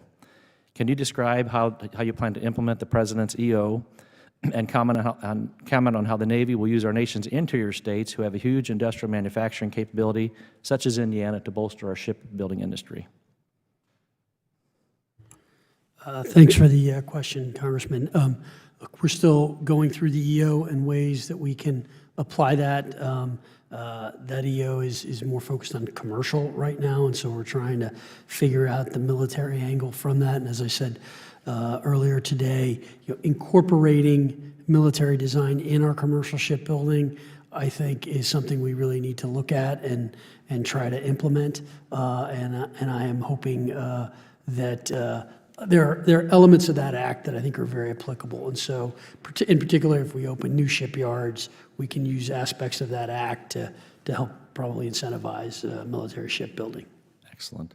I'm familiar with the Maritime Industrial Base Office and the good work they're doing. I'd encourage that office to visit the cities and towns in Middle America as much as possible. Is there anything else that the Navy is doing that might not be well known toward expanding our shipbuilding into the interior parts of the U.S.?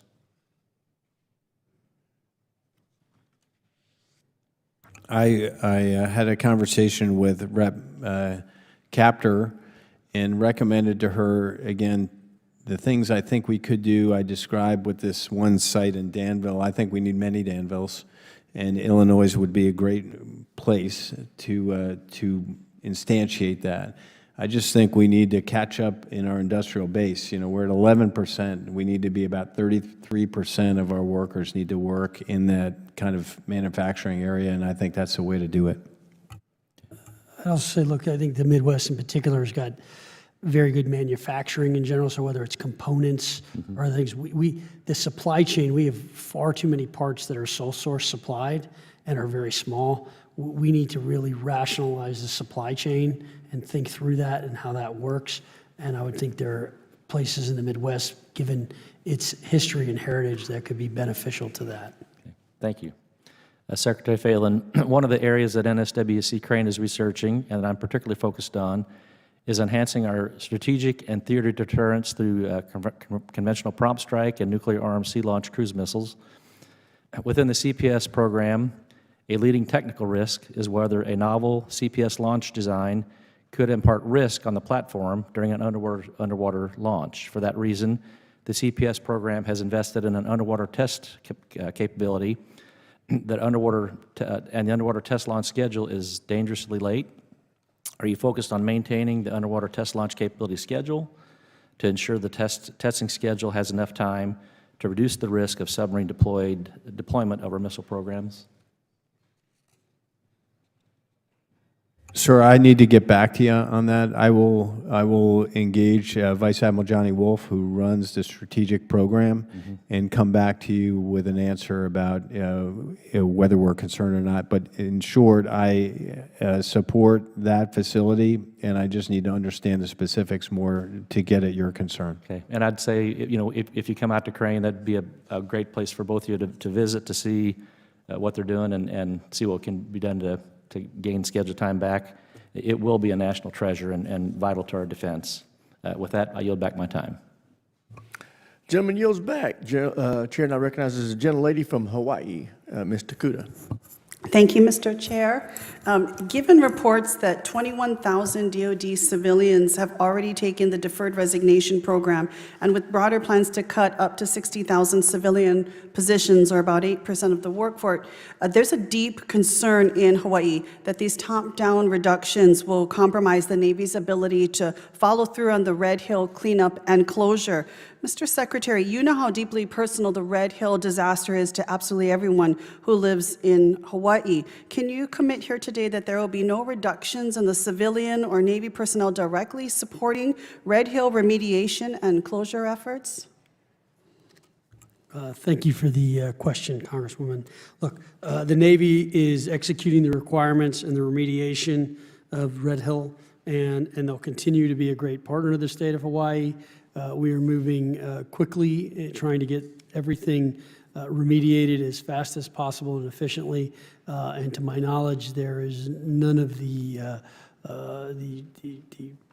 workforce changes are impacting our ability to do Red Hill. Admiral, did you want to add? I just say we get weekly reports from Admiral Kaler, the Pac Fleet Commander, and I have seen no concerns there, but I'm committed, just as the Secretary is, to live up to our commitments to address the issues at Red Hill. Thank you. Mr. Secretary, to be clear, the Navy's not a partner in this.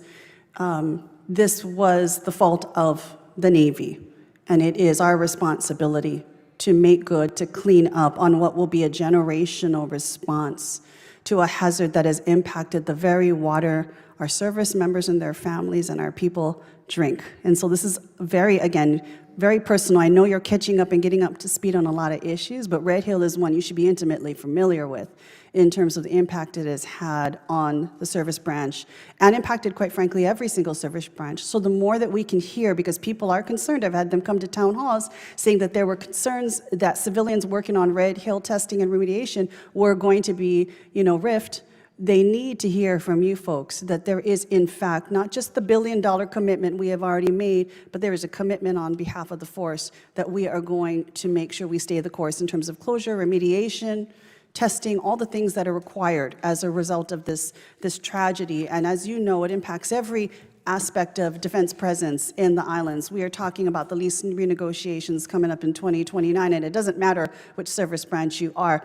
People think Red Hill when any service branch comes up and talks about being on the land. And so just to be able to have that firm commitment for our people is something that is absolutely necessary now and going forward. Moving on, though, Mr. Secretary, at the Shangri-La Dialogues, Secretary Hegseth said the U.S. plans to leverage allies' world-class ship repair capabilities to enhance our Navy's operational effectiveness and save taxpayer dollars. And you've echoed similar sentiments, speaking highly of your visits to shipyards in both Japan and South Korea. How do you envision our allies' role in supporting U.S. naval shipbuilding and repair in the years ahead? And how do you plan to ensure that these partnerships are supportive but are not supplanting efforts to actively build up our own domestic industrial base and capacity, workforce, and long-term self-sufficiency? Thank you for the question, Congresswoman. As I said, look, we have a short-term problem, which is we have to get hulls in the water. The longer-term problem is we need a maritime industrial base. We need shipbuilders. We need that capability in this country. And the President has tasked me with making sure that we develop that and develop those jobs. So I think it can take the form of a couple of different ways. So one is, Hanwha has bought the Philadelphia shipyard and is looking at expanding and investing in that shipyard and building ships. I think we can learn a lot from them and their practices, which would be beneficial.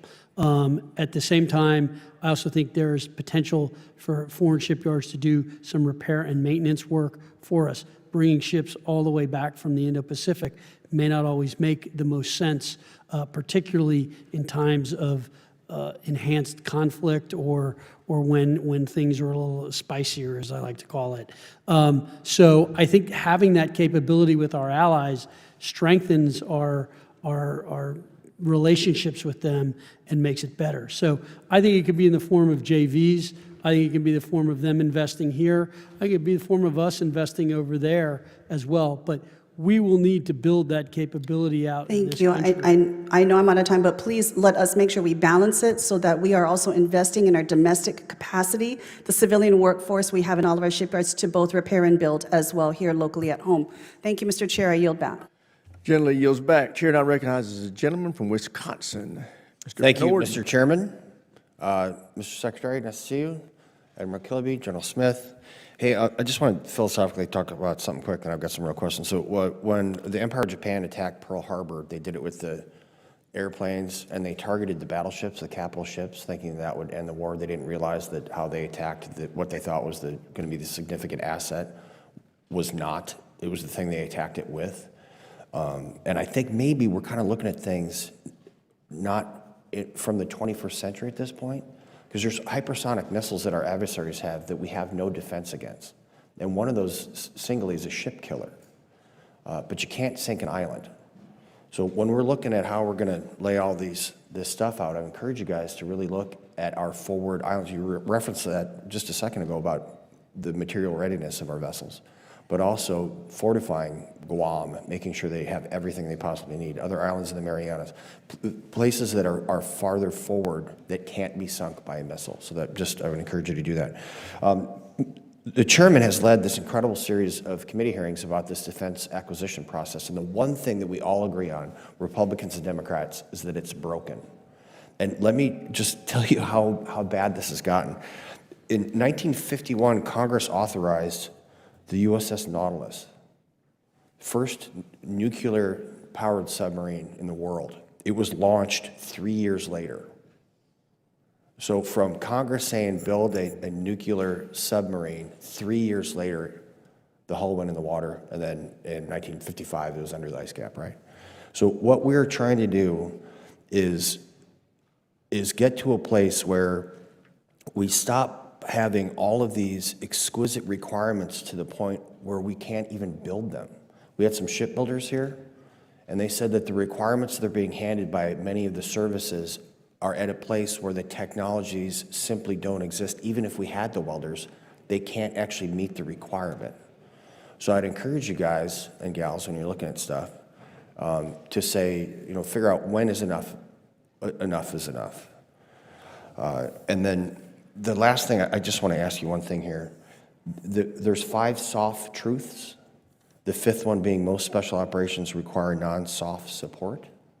And when you guys are having these discussions, and I fully agree with making you guys a more lithe service, nimble and responsive, I just don't want you to forget my soft brothers when we're talking about removing platforms, because, SEALs don't fly refuelers, and we don't drive ships.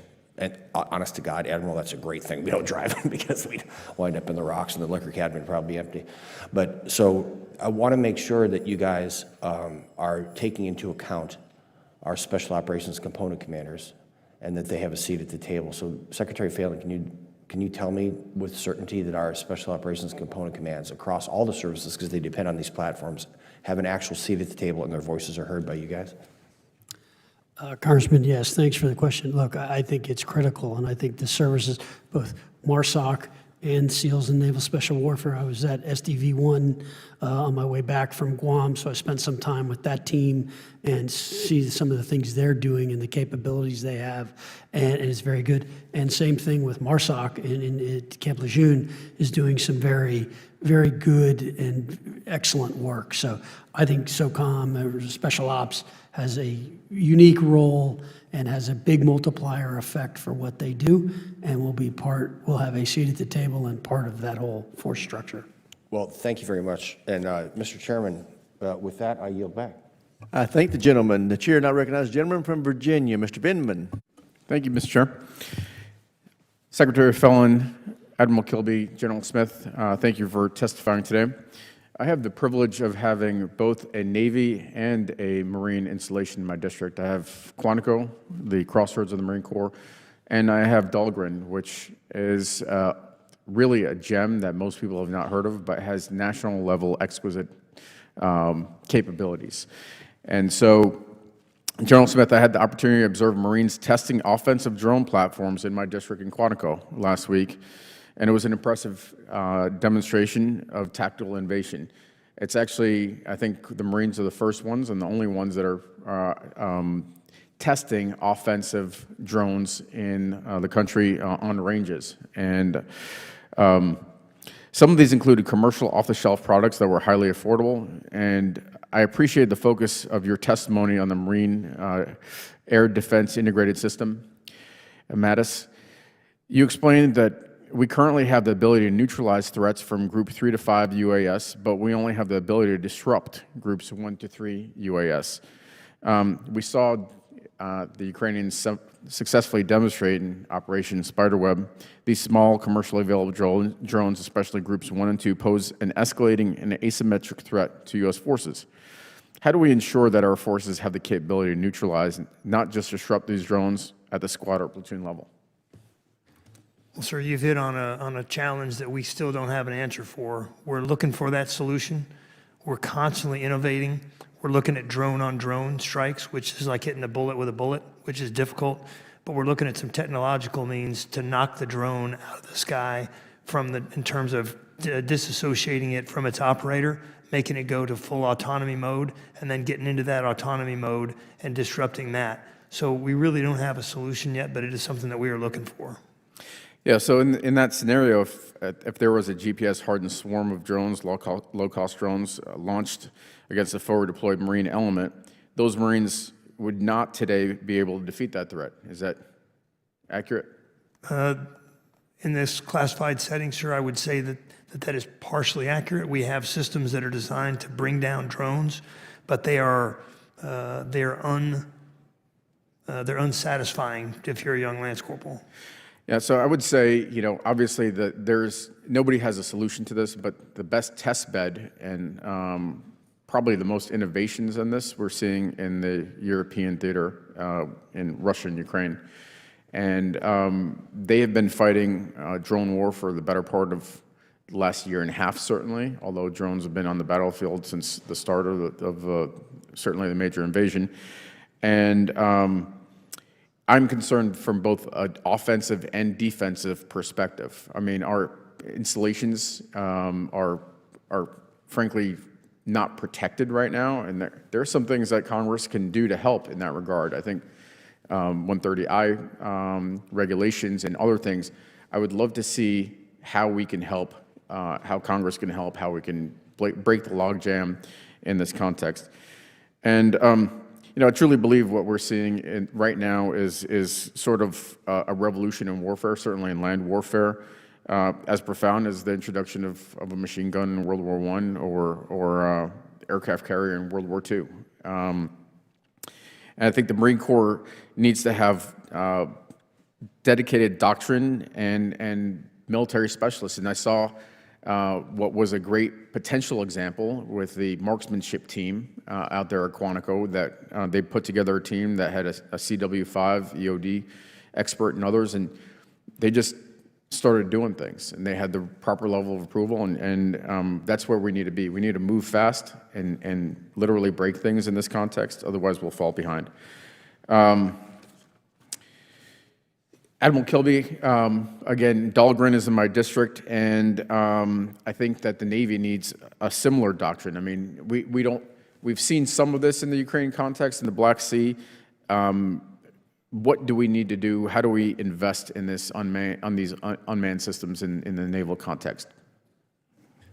Thanks for the question. I agree with you about Dahlgren. I was stationed there for 18 months. There is a unique group of individuals there and an expertise that's maybe not known by others.